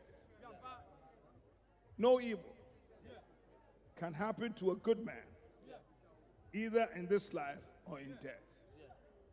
Nipa born for osakra no enye so wo mu so asetra mu o nipa born for eno na oka say uye nipa papa udi ko wom uye papa na trans asanete nia enafa shei echen se ye nyina bekai na furiata ni dwumadi obedi ye afen so ema ho a na se da bebre ema menua so prince so se obeba kutebi kroduam ha no abeye ni obroni frɛ no guest of honor amayen wosa mrim na no so ayeko kumase me kan ne nya kwan kan sempedase bio okwan a ogi yen ema ye trans ahimfie ebon komo ebroso esombo ya kan na ofurata ho asem bebre no yo chehi no ne man anu so anka osan yo man a na Ghana man ehuhia no obroni si oka sa traditional authority na won chebi no ni Ghana man ebo mu no yo bia abakosem hia no amani hia no no believe in who we are, traditional values. Call land the maybe or say ade akoso English nyina no eye on suku on hospital on puntuo na nso obesua sa anema na ne custom de na mani de onye mu osha legislative council ya kan no o tra konwa so ho chessing obia wo gogos mremu na ne kasa ene sania kasa ho tie onim no o kan a obehu sampa na ni so ade e wo ho ene ye ka suku sem ano frata ye ka na sem na suku hu hia ne yie o ye no fiwa me a menua na no say Tutu obedi ade ne anebota ne de ne nse obeye educational fund na wama sebi ahiafo a woni bi atumi akọ school sana ye man panyin ono nso ode sa free SHS baaye se omo hia ensi obi akwan so obesua de eno kra no waye na bia sebi on ti ase eto hompe nanso ogina pintin so kwan bia so ne bota si nanim se obe na kwada bia sua de na ngoma de ko utrim a obi antumi nyi mfi utrim nti e bona baso ne abora na se tutu so abaso na nuado a eda entem no eho hia beni minua na Otumfuo kasa na ese akwantu de ehwe wani mu na ye maganafo ahu se nyina nipa fia osina na akwantu ye frɛ no nkabom akwantu ye bana ganafo ahu se enye se ya yadmu atete na ye hyemu kena ne amaganafo ahu se santeman Okyeman ene Ghana nyina ye nipa fia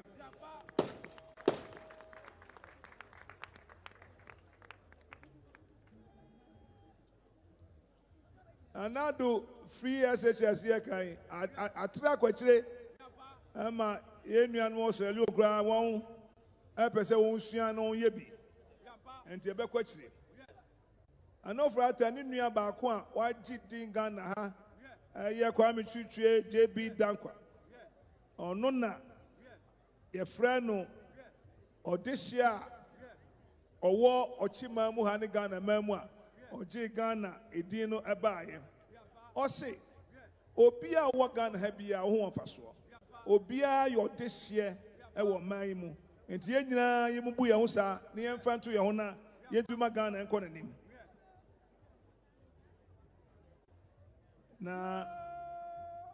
na since independence obi a ni ho a oye ne a na no furata eye nipa bia ye bi nanso entuno onipa bia ni ho a se wo ngoma nim kwachire se wo na wuturu meka wo na wanya sika so bia se wo ni ne efre no amammuo ne amanne se the sense of belongingness wo be gira ho ba bia wo fire na wo culture o ya na atosi ne wom so eden se oyɛ saa ne manyina na oyɛ Kristo ni mapa ebi se oba no wo no ono na enam so no de basre eba Ghana mamu ha nti ye nyina momoden na ye ya ahenie na ye pa manie na efesei na so ya sombo amiate asese Kristo tiase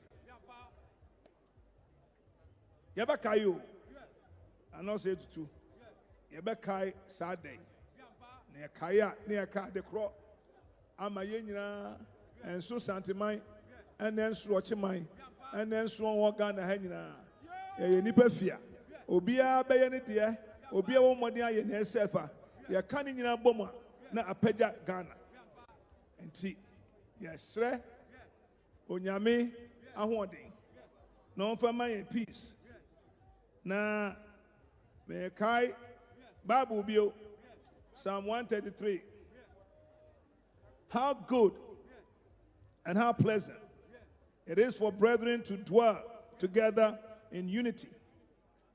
Okyeman and Santeman will dwell together as one people.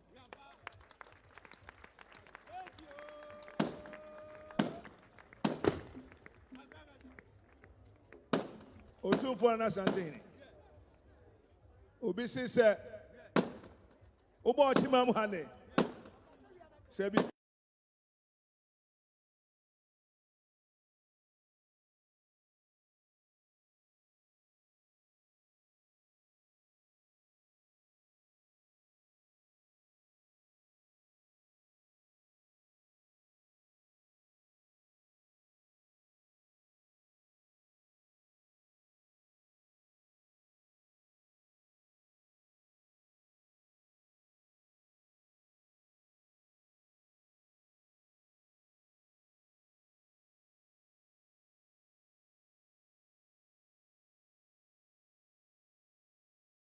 Nana, the speech was basically for Asantehene, as you predicted. I mean, the first paragraph of that was dedicated to thanking the Otumfuo for bringing Asantehene to Ochimai. I mean, for in traditional circles, you don't take it lightly at all. It's major. Now here he came with about 2,000 people. Really? Yeah, he moved about, delegation of 2,000. So you can't take that lightly at all. That's a lot. It's come with 21 paramount chiefs, whole delegation to come. And as he comes, he brings color, he brings honor, he graces the occasion. And so definitely in a speech like this, yes, I was expecting that the Okyehene will show gratitude to Asantehene. Indeed, he called him his brother. Yeah, and I was wondering, would that be an appropriate description? Well, brother, I think. You see, I was expecting them to hang, but I didn't see that. So I think this is what I think they are seated quite far apart from each other. Well, I saw the Okyehene get up to go and acknowledge. Yes, the he did. Then when you expected that they would have hugged at that time. When he got to, but I missed. I don't know whether he. But got is to that traditional? Is that allowed? Is that permitted in traditional circles? To hug. Oh yes, yes. Really? You can show affection. I mean that tells intimacy. I mean shaking is cordial respect, and when you hug, you go beyond cordial respect. I see. Yeah, okay. but I think he made it up in the speech. I think he made it up in the speech. He called him his brother, and thanked him profusely for bringing Asantehene to Ochimai. And so actually speaks of how far back they've gone and how far they've come and everything. And then he speaks about education and the roles that the person they're honoring today played in education. Speaks also about tradition, culture, and Christianity, which is a very interesting mix. And I believe that Benny spoke to you about it. Let's wrap up our conversation because the show is actually almost over at this point. There's going to be a lot of, from now, there's going to be a lot of a cultural display. Then there will be a closing prayer, national anthem, and then President Akufo-Addo will leave and everybody else will leave. But like Nana is saying there, whatever you see there, if whatever you hear, if it doesn't make you happy, it's not deliberate. Not deliberate. I thought that was quite interesting, an interesting point to make. Because by all means, there will be a lot of toes being stepped on. Chiefs will come and say, oh, my chair wasn't there, my queen mother wasn't given a place to sit. All those things will happen after the event. So I think he's already made apologies for that. And most importantly, he's calling for unity, love, and peace between Ochimai and Asantehene. Yeah, no long talks. And for many people, really, this would be a very good beginning, fresh start for these two groups, Nana. I was actually going to get you to speak about the mixture of culture, tradition, and Christianity. I mean, how safely can you do that? A lot of people think that there must be something around that. No, you can safely do that. You can easily do that. I mean, the only thing different is the Jesus element. That's the only thing different. If you take how is that different? I mean, what I'm saying is that you can adopt Jesus and keep your culture, because in our culture we are taught morality, not to lie, not to hate, not to do wrong. Everything that Jesus preaches is in the culture. So you can just, like, instead of, you just accept Jesus, and we all know that there's one God. And so we just acknowledge Jesus through God. But, so we shouldn't have diluted. I mean, but we changed our clothes, we changed our language, we changed our food. We changed so many things to achieve the very things that we were already doing. And most of the time we got it wrong along the line. We became more immoral, we departed further away from God. Because, you see, we were a shameful people. And then and then we changed to become a guilty people. But naturally, we are not a guilty people. We don't have a guilt culture. We have a shame culture. A shame culture. Yeah. And that's deep. We'll need a lot of time to break that down. One day we'll break it down. Okay. Now, well, we don't know if it does look like Otumfuo Tutu is going to speak. Once you see the Joy News microphone there, then it looks like people have been prepared. Well, as soon as he begins speaking, we'll be crossing over to listen to him. Nana, what would you expect in his speech as well? I'm expecting, he's very deep in history. So I'm expecting a lot of history in his speech. Okay. And obviously he's going to thank Ochimai for also receiving him. Yeah, but I expect a lot of rich history in his speech, because he's very well versed in history. Very deep. Yes. Very deep in history.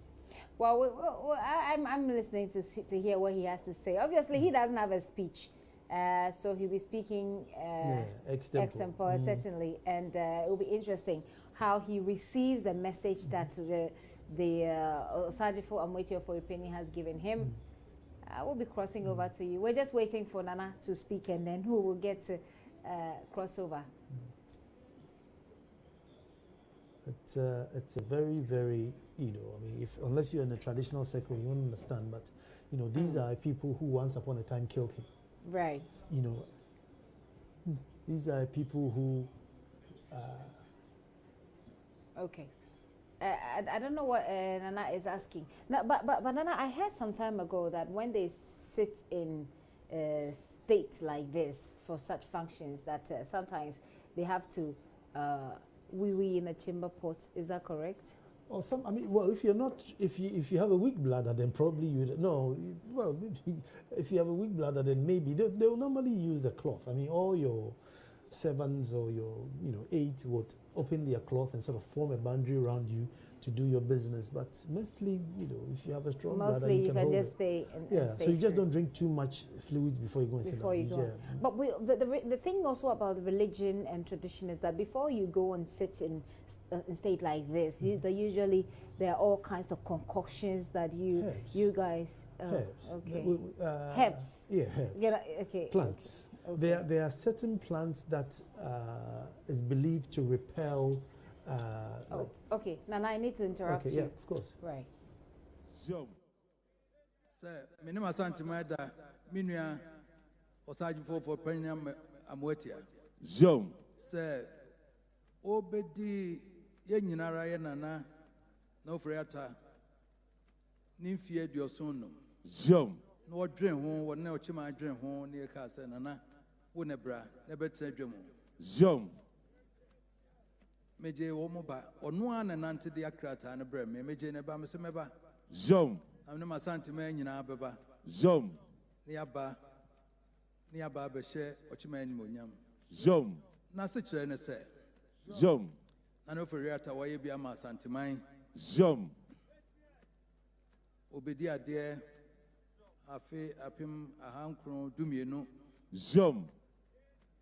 Sabrena Menana. Naj my prempe na brofuya fanoko Seychelles. Zoom. Sabre na Santis yem prema brofun trim fieso. Zoom. Me first kedwa. Zoom. On the hobo for there. Zoom. No sabre no amun obedi ade. Zoom. Odi ade na hunu asema ekoso.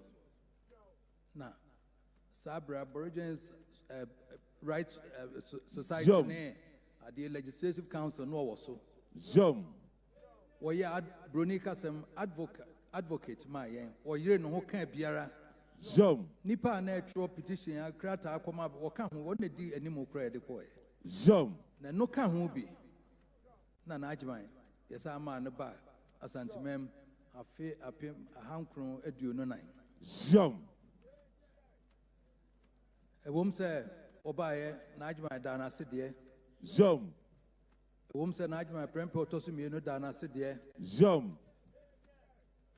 And nay, we are. Let's say, in fear, your son numnia. Zoom. May sad that Ochimayase. Zoom. Do a yama santimai. Zoom.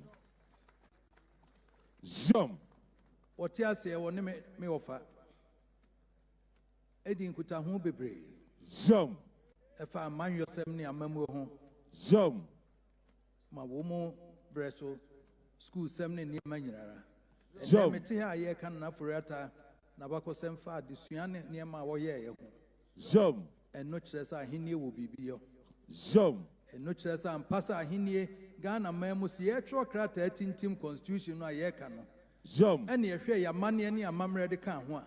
Zoom. And Kebianca Mamuno, a beconet, since Yakofa brought for the Afra. You one no. Zoom.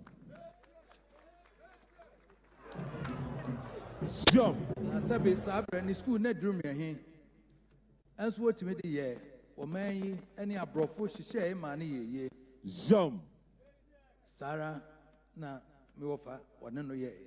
Zoom. ofiri mu na Aforiato otoso mienu nso baaye onso ne me wo fa di nkuta ho sara Jom. edurumre bi na Ghana memo aye woncho na Aforiato otoso mienu ba manhia ne wo fa betra dem Jom. onua JB Dankwa onso ba na betra dem Jom. San komodidie mu ma me wo fa na kwam twitwe prempe the second Jom. Oto ne nsa frɛ Aramponsa wo gina Ghana mem koko so wo Germany Jom.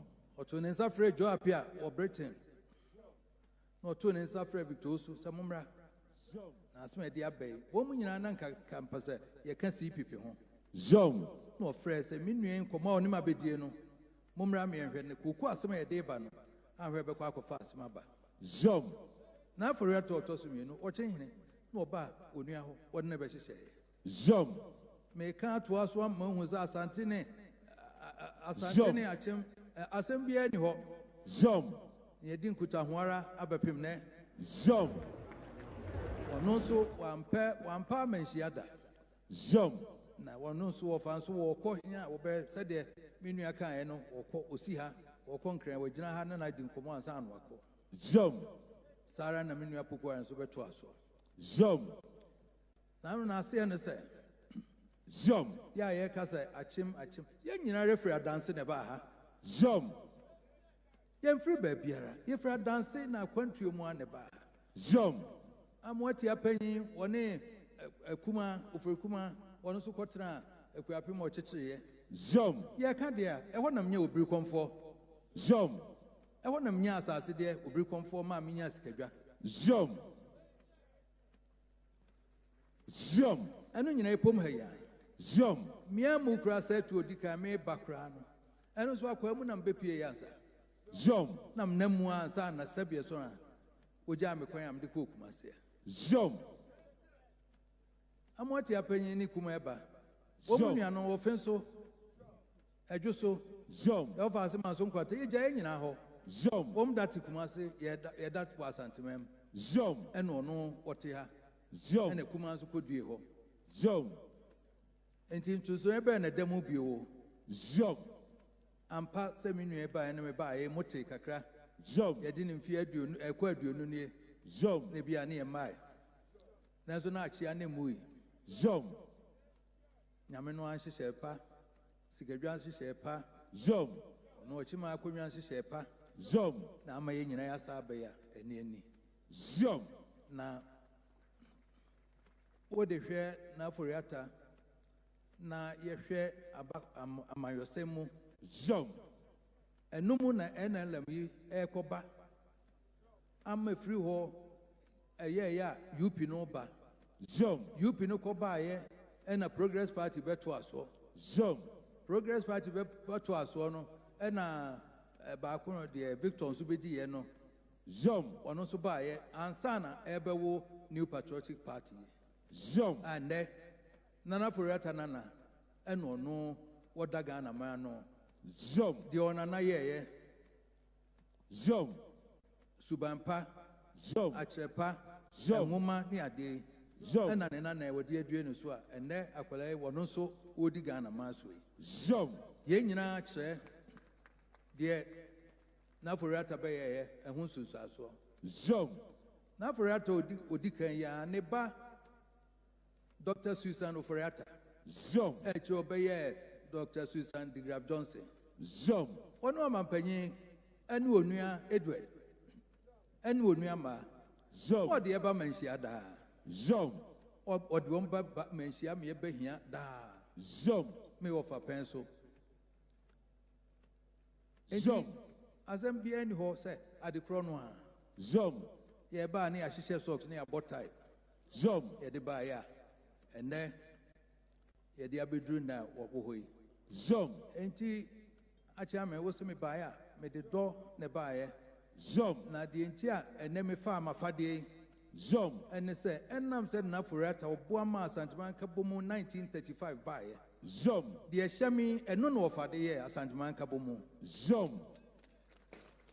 Be a woman who be and to men in 1935, I fear a pim a hand crowd your senum.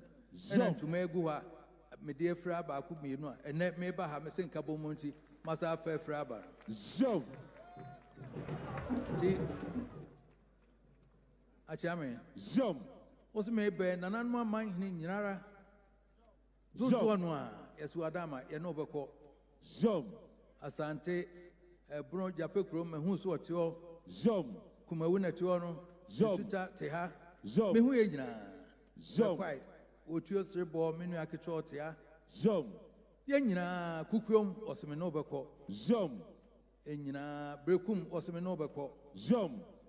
Adintra, yes, ye qua Ame who said the Enran is Citiano, San and Nanso Citia. Zoom. Into ye baya, ye the door, Nemum, ye the Bashan and Afuriata, ne crying, ye the Beda, Ochima said, Motion and Muyam. Nemum, Mumian whose Ahinia will be your Zoom. When it Diano, now her say Ahinia will be your Zoom. Ye Kikabum Nessie Tienia. Zoom. Yenina, ye who say, a money any a mamre, and a me, ye who say, ye nipa a Ghana for. Zoom. A woman said, him when a dear Bibia one, Nina, near Cabo more money ye. Zoom. It is Trebi, say, Massey, my quabe, Aaron. So, to Parliament, Namo Shisha, and Amonsa, I know who you. Zoom. Namo who say, Constitution, I troy and one, ya dear Frama, Brofo, dear, ya dear.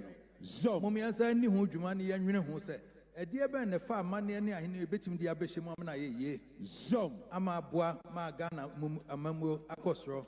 Zoom. Sans a sabi bronicas and democracy, be anywhere chairmanship. Kabi Mamin Kabi Honawo. Zoom. Metans in the abo because dua. Zoom. Metans in the abo because dua. Zoom. Yemonia crime, only a crow crime, also ye are no fun a dance if one yinara. Zoom. Yenina tie, nothing and much I drink. Zoom. You cry a busa said, and I'm wakano. Sana Preswa was a view who I say, we are some and a quan watch him, which him we are son in the not to so. Nothing. It's ye bua for my nippanas are dassy. Zoom. Sana, etie. And tea. Achame. Me baya. Osei. Zoom. Yabano dom. Zoom. Nanso. Ye besuad the Nafuriata ye. Zoom. I to us why ye be. It was me Daminia. Osai for us, papa. Zoom. One and a pound for new chimas here, a 2 and suffer. Zoom. Papa. Zoom. Piao, piao, piao, piao, piao, piao, piao, piao.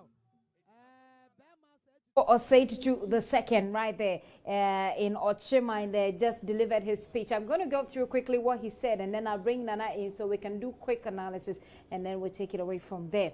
Otumfuo certainly says thanks to Osei of Okyehene for inviting him on this special day of commemorating the 75th anniversary of the demise of Sir Oforiatta. And he actually was invited as a special guest. So he made reference to that and said that he was invited by Okyehene, who went to the Menchia Palace himself to give him that invitation. So he accepted, he came, and he accepted because Nana Sir Oforiatta has made a lot, well, he accepted on the basis of his contribution to Asante Man. And then he went into history, just like Nana Sakwa had envisaged or had predicted, that he will certainly, he is a historian, or he's deep in history, and he will certainly touch on history. He did. He went in, and as he was speaking, he actually spoke in present tense, and Nana here was drawing my attention to it, that he's speaking in present tense as though he was there when everything happened. So he went on ahead and spoke about the significance of chieftaincy, even though we've adopted Western style into our culture and everything, with which he said we're struggling. He said that, yeah, there is significance of chieftaincy. And he went on to say that Asante, between Asante and Ochima, or Asantema and Ochima, there are no issues. There's certainly no issues. And that they are all from Adansi. He draws some linkages between tradition and politics, and go on to say that he came with love. But then he speaks about his regalia, which is said was what was used in 1935 for some peaceful deliberations that was needed at the time.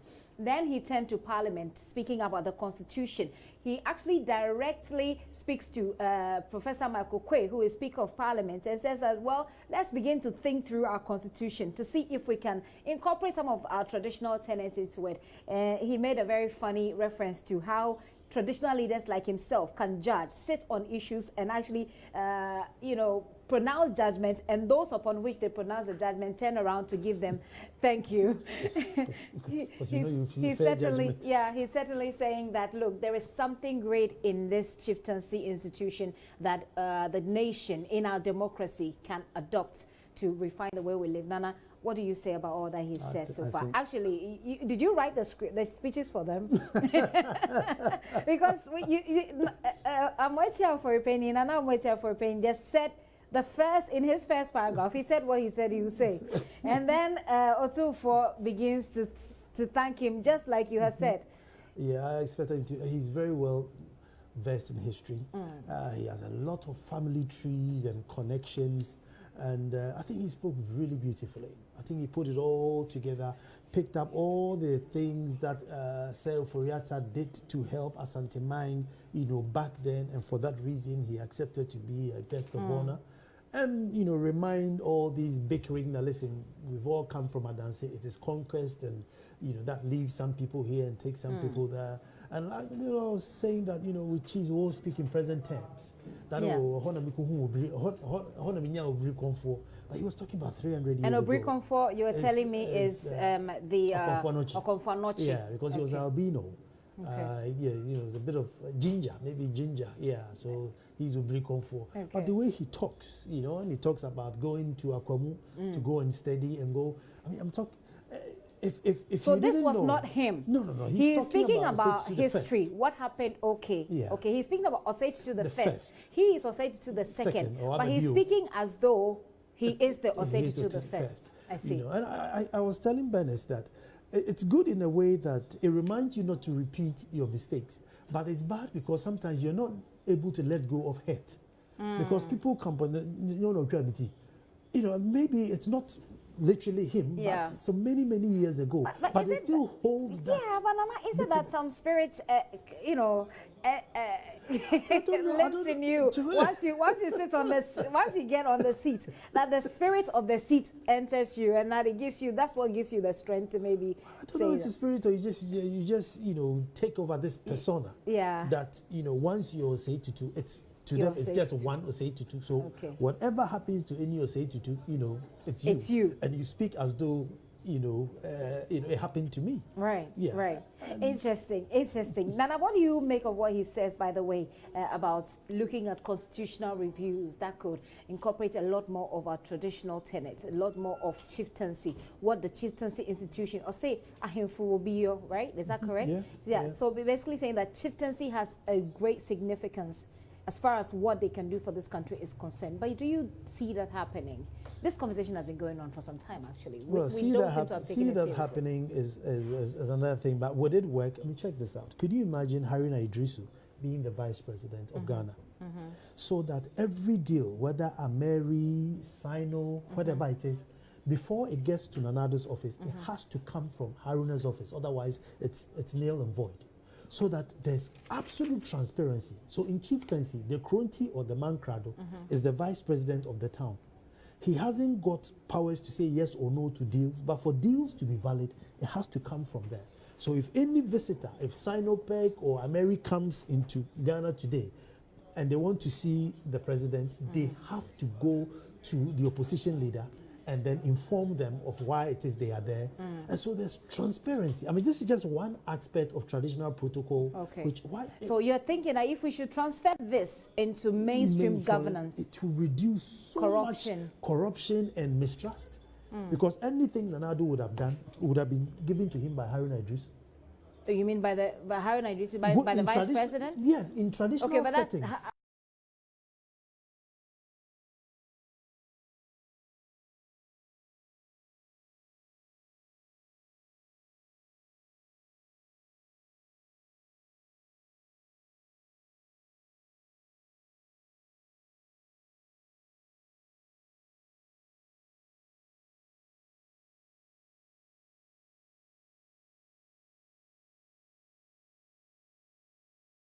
Display so far, it is indeed the 75th anniversary of the demise of Osei Ofori-Atta, and it is happening live in Chebi. We are on the ground, as you can see those visuals there. I've been here with Nana Ansakwa, who is the chief of the Little Republic, the Little Republic of Edumasa. Yes, the Little Republic of Edumasa, and he's got a little angel. From Chebi too, you know? Oh yeah? Yeah, my father is from Chebi, so I grew up in Chebi. So now we see that everything is in Chebi. Everything is. But also, Nana, you are all from Adansi, right? Okay. So interesting conversation we've had. Nana, thank you so much for coming. Thank you so much. We'll bring the Shinap to the palace later. 9 p.m. tune in PM Express. I'll be back here. PM Express, certainly he'll be here. Certainly he'll be here on PM Express, and maybe you have a lot more insight into what has happened today, the significance, the closure that it brings to all the back and forth about, superiority, inferiority, who is superior between the Achims and the Asantes, everything. Both chiefs or kings have spoken. They say we're moving on in peace and in love. This is The Pulse with me, Gifty Amdo-Apia. Take a very quick break. When I return, we're going heavy on politics. I know you want to know. John Mahama wants to be president again. Stay with us for more.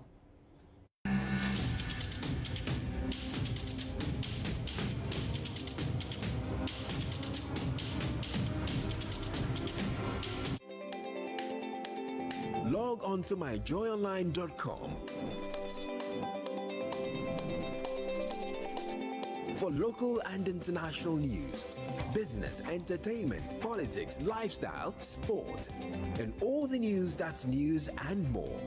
Watch live TV or access the YouTube channel for video on demand and live streaming of Joy News, Ghana's first and only 24-hour news channel. Listen to live radio and podcast of all your favorite Joy FM programs whenever and wherever. So go ahead, reach out for your tablets and smartphones and download the My Joy Online app at the Google Play Store for more photos, breaking news, notifications, and alerts. My Joy Online on web and app. Multimedia broadcasting whenever, wherever. Powered by myjoyonline.com, Ghana's most comprehensive news and entertainment website.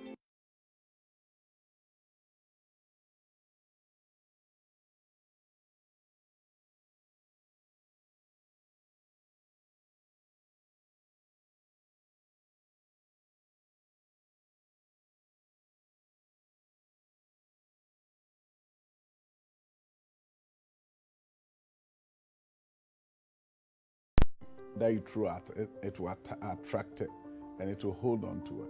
So when you're able to expose your children to early grade education, it means you are helping them to learn teamwork. Yes. I said the man likes eating words.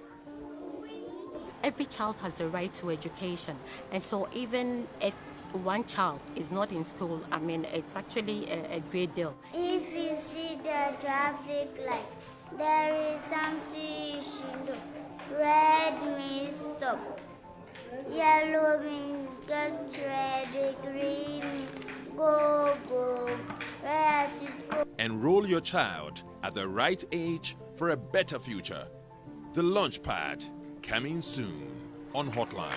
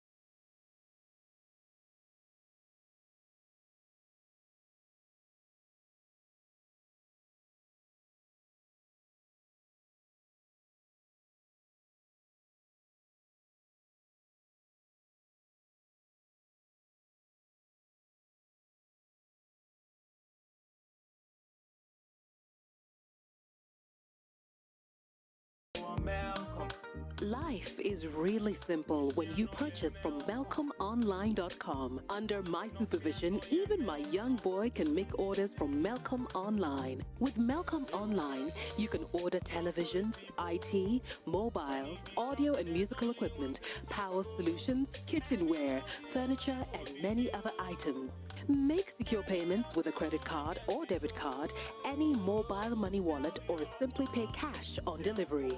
Choose the convenience of ordering anytime and anywhere with a valid ID for pickup from the nearest Malcolm branch, or have orders delivered to any address within Accra. Thank goodness for maturity. Malcolm Online. Shop simple, shop secure. No fear, no email.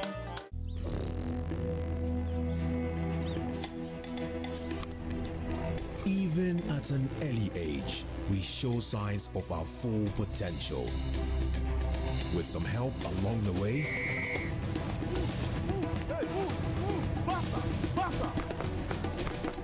we can realize that potential. Cowbell Gold has the fortified formula of vitamins, proteins, and cocoa from Ghana, giving you the energy to win.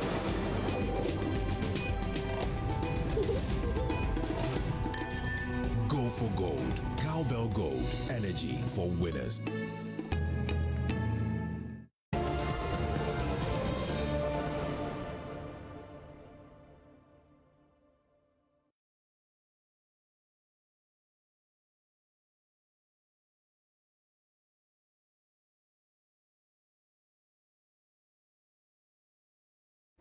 Welcome back to the show. Let's do some politics now. I've prayed diligently about the task ahead, and I believe I owe a duty to God and my country to take our great party back into government, to right the wrongs of the past, and to put an end to the cries of the people under the current dispensation. That's a quotation, and those are actually words of the former President John Mahama in a short video that went out moments after a letter of his intention to join the NDC flag bearer race was presented to party executives some few hours ago. We'll get to watch that full video shortly. Already, Second Deputy Speaker Albert Bagbin, former UPSA Vice Chancellor Professor Joshua Alabi, former NHIA CEO Sylvester Mensah, former Trade and Industry Minister Dr. Ekos Piogabra, and a number of others have all indicated they intend running. Let's take a look at the event at the party's headquarters this morning when former Ambassador Daniel Ohiniejakum presented John Mahama's letter of intent to them. A short while ago, we presented a letter to the General Secretary of the National Democratic Congress on behalf of our former President, John Dramani Mahama.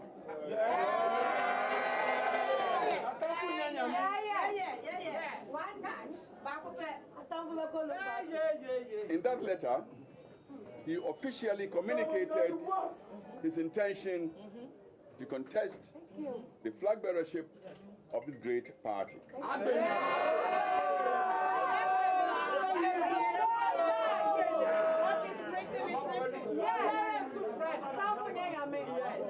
We, those of us who constitute this delegation today, are highly honored indeed to be part of this historic event.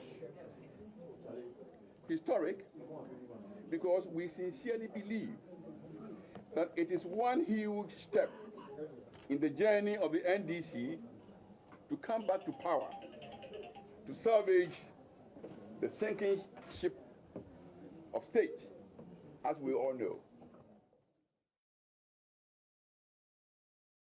So that is Mr. Ohiniejakum there presenting Mr. John Mahama's letter of intent to the party. Obviously, very excited group there. He was flanked by Sherry Aite, as you may know, former Minister for Aquaculture and Fisheries. Inusa Foseini there as well. Valerie Sawyer was there, and Victor Smith as well. I have in the studio Edward Bauer, and I'll be engaging him shortly on this matter. Edward, you're welcome to the show. Thank you very much. But let's hear the man himself giving the reasons why he wants to contest the flag bearership position.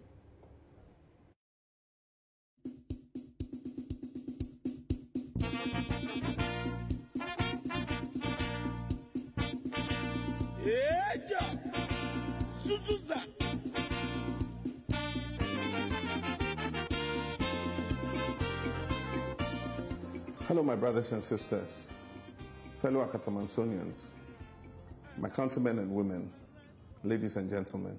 I'm happy to confirm that I have submitted my letter to the General Secretary of the National Democratic Congress, confirming my decision to contest for the position of the flag bearer for the NDC when the party opens nominations later this year. In coming to this firm decision, I have pondered deeply and soberly on the socioeconomic and political landscape of our country today, vis-à-vis the clear path we had started to build aimed at positioning Ghana as a true middle-income country by modernizing our dilapidated social and economic infrastructure and gradually inculcating in the Ghanaian a sense of patriotism, self-belief, and commitment to a One Ghana agenda. I've taken into consideration the groundswell of support, the never-ending calls and encouragement from a large section of our party elders, members of our party, supporters, and Ghanaians from diverse backgrounds. I have prayed diligently about the task ahead, and I believe I owe a duty to God and my country to take our great party back into government, to right the wrongs of the past, and to put an end to the cries of the people under the current dispensation. The 2020 election presents our party, the NDC, with a great opportunity to offer yet again visionary leadership driven by a commitment to create opportunities for all our people, not just a few.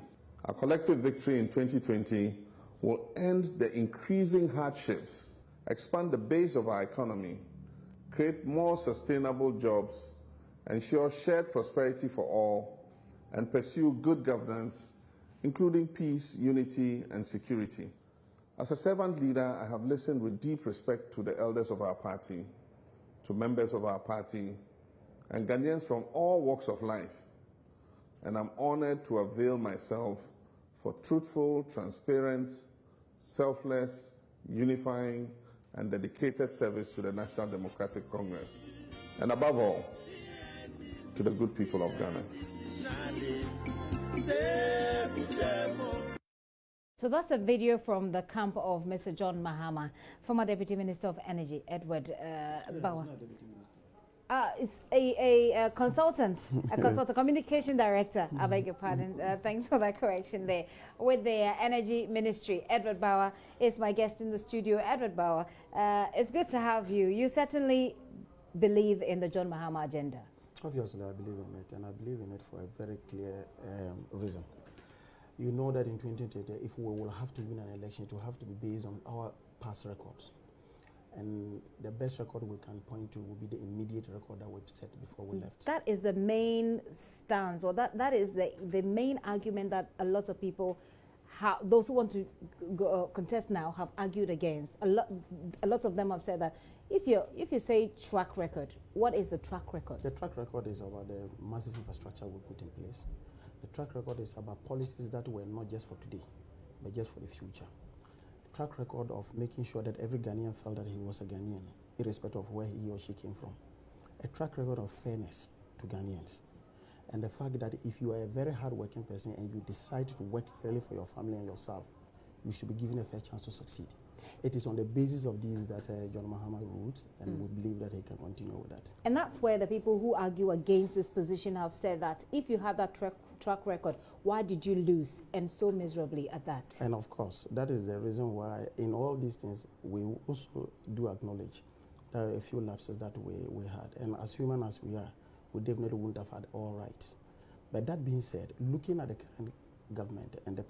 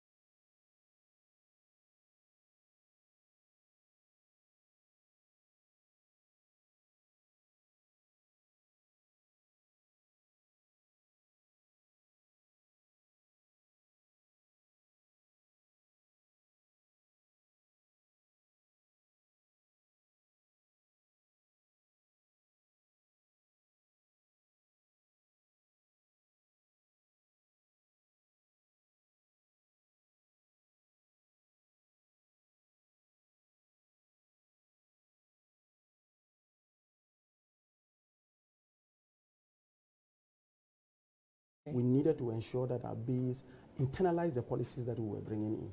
Because whether you like it or not, if you are to sit in Flagstaff House and take certain decisions, it takes people at the grassroots level to really translate that into very simple concept for people to understand and internalize.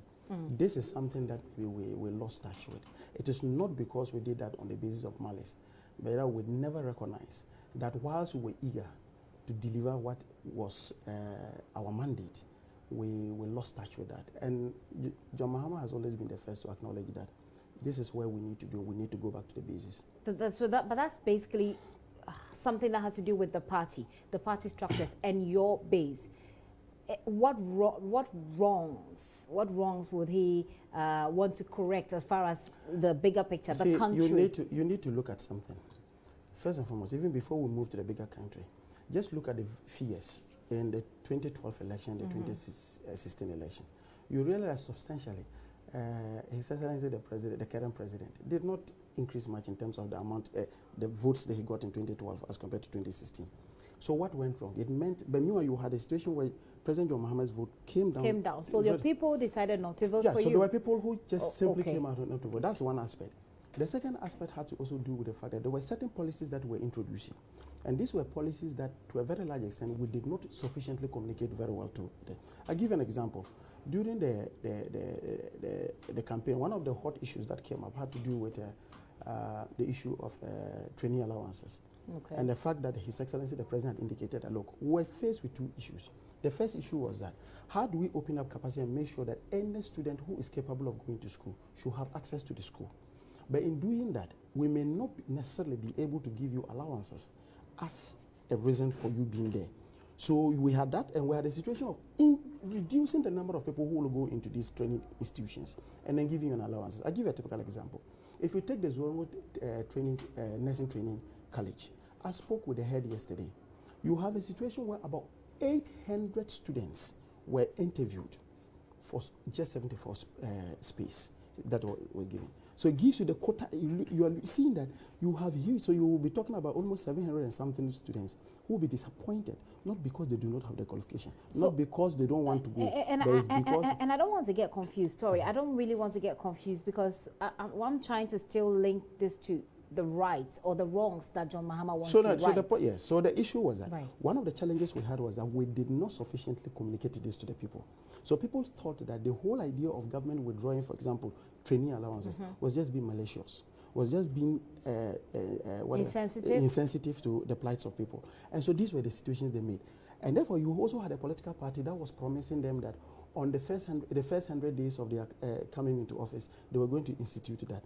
As I speak to you, you talk to the students and they tell you that they have huge arrears in terms of even getting these monies. So was it that the presidency or the being in power got to your heads as persons in the running the affairs of the country that made you forget all of these things, or that made you overlook some of these things? Do you think? It is not going into her, but we felt that we needed to be candid with the people. Look, let me tell you, when you go into an election, it's a social contract between you and the people who are going to vote for you. It is the least you should be able to offer them is integrity and truthfulness. Telling them that, look, this I will be able to do, this I can't do. But of course, if you ride on the platform of deception and come into power, you'll be exposed. And you and I know that we are seeing some of these things today. I see. Interesting. Why did it take Mr. Mahama so long to communicate this? At first it was a rumor, and then it became a back and forth, and then it became an uncertainty. Now finally, he drops it there. Why did it take him so long? Indecision? For every human life, you must have a period of retreat. You must have a period of sober reflection. It is only within that period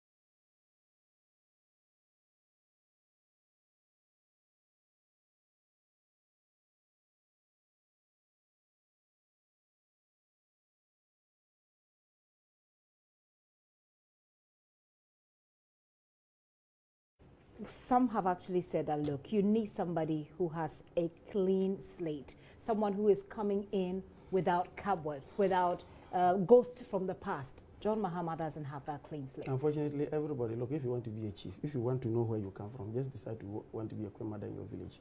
They'll tell you where you come from. Everybody has cobwebs. But that being said, I think that it is the decision of the electorate that will tell us as to whether he's the best or not. And that's why it's called democracy. I see. In the coming few days, what should we be expecting from the John Mahama camp? Officially, he will in the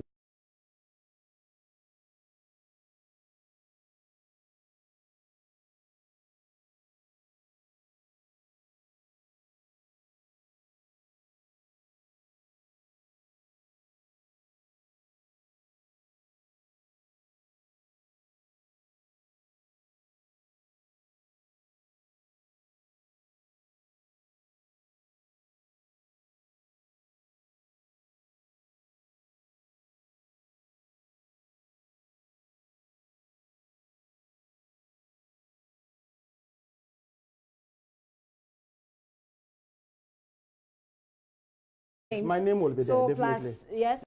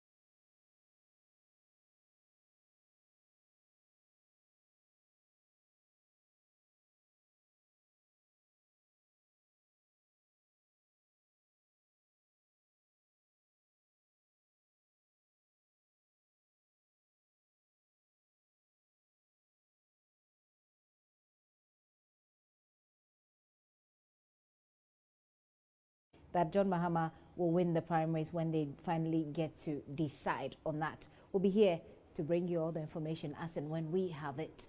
In the meantime, the founder of the Progressive People's Party, Dr. Papakwesi Indum, says the Bank of Ghana has to be retooled to enable it carry out proper regulatory work. Speaking at the 5th annual lecture of the Today newspaper in Accra, Dr. Indum said by strengthening the central bank, it will be in the capacity to provide the much-needed support for indigenous banks. His comments come on the back of the collapse of 5 Ghanaian banks this year due to liquidity challenges.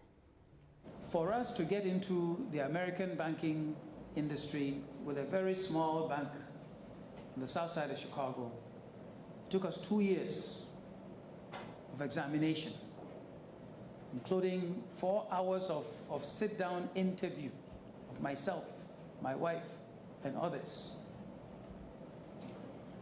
And even to begin with, they were concerned about the American market, that we should prove ourselves that we would do right and practice safe and sound banking in America before they will allow us to link up with our other banking organizations outside of America.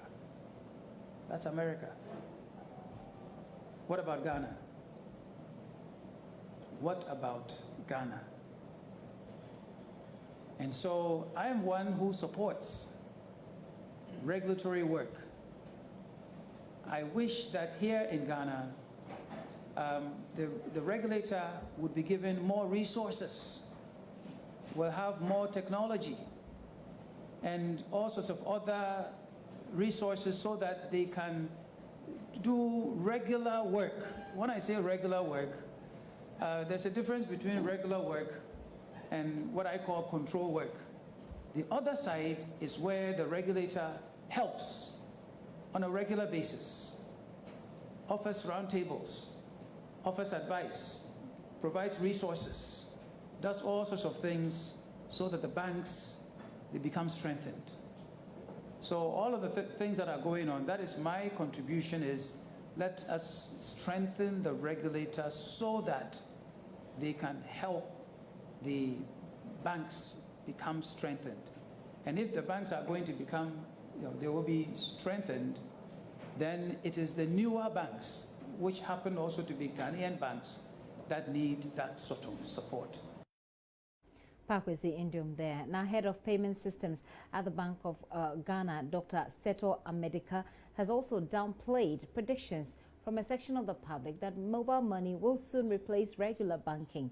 Speaking at the same event on the theme Mobile Economy in Ghana, Challenges and Prospects, Dr. Amedika stated that mobile money is just complementing mainstream banking. There's some notion that mobile money can come and replace banking. No. There's no way mobile money can replace banking. There are a lot of activities of banking mobile money can never do. Mobile money cannot do letters of credit. Even currently, as we are speaking now, mobile money cannot grant you loan more than 5,050 pesos. There is a limit on mobile money. The maximum is 5,000.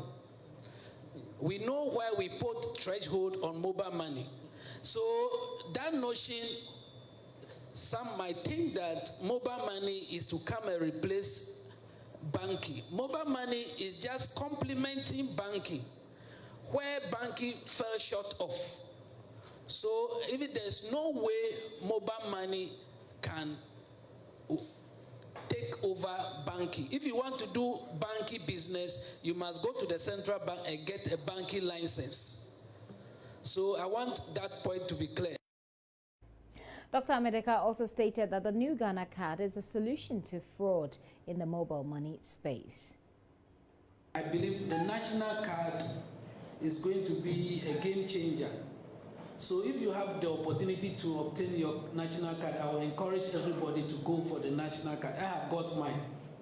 For example, the national card, if there's going to be SIM registration, that is what we understood from the National Communication Authority, after everybody has got the national card. So all the fraud issue my brother was talking about, the national card is going to kill it. Because in Ghana we have multiple identifiers, so it's very difficult to really establish people who are involved in fraud. Dr. Amedika there. Deputy Minister of Communication Vincent Soa Odote says government is currently implementing the National Cybersecurity Policy document, which charts the roadmap for addressing cybercrime in the country.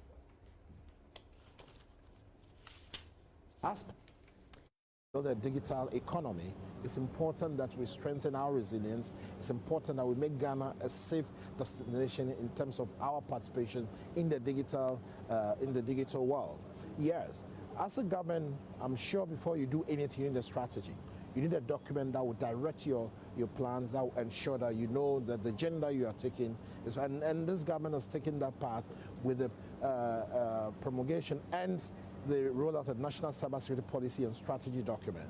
It's already in place, which deals with every aspect of our digital safety on this ecosystem.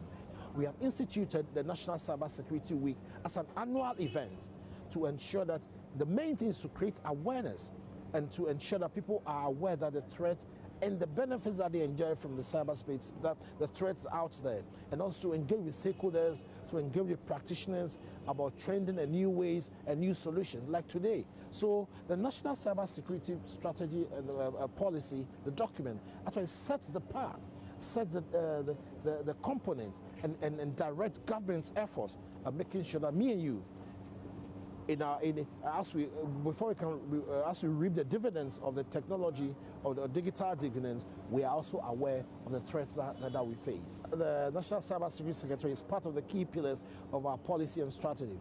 We have established a National Cybersecurity Secretary at the Ministry of Communication, which will be inaugurated pretty shortly and pretty soon. In that, we have also appointed, for the first time in the history of the country, a National Cybersecurity Advisor. And then also, as part of National Cybersecurity Strategy, we have what we call the institutional governance structure headed by His Excellency, the President. And below that, we have what we call the CERT, the Computer Emergency Response Team.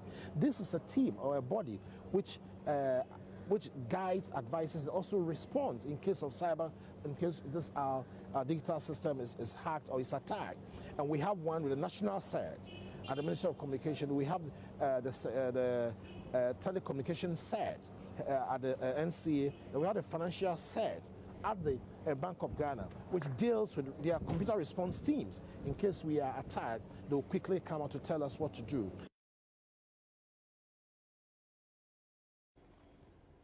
Well, we're breaking here for sports on the polls. Please stay.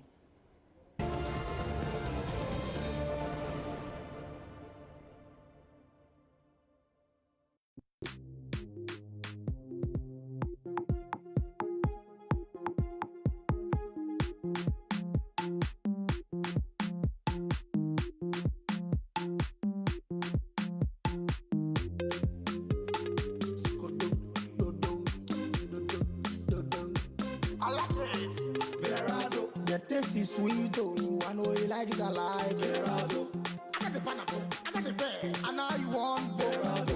Verado. The best! Verado. I like it. Verado. The taste is sweet, oh, I know you like it, I like it. Verado. I got the pineapple, I got the pear, and now you want Verado. Verado. Funny face, them one echo. Verado. The taste is sweet, oh, I know you like it, I like Verado. I got the pineapple, I got the pear, and now you want Verado.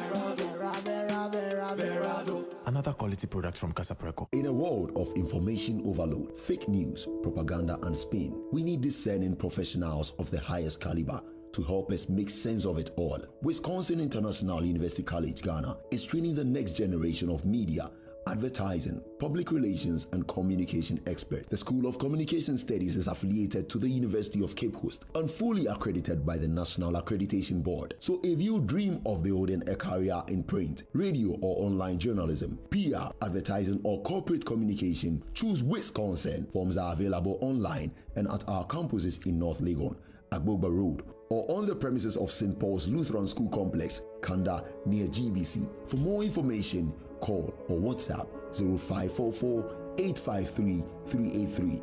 Wisconsin University, leaders in international education.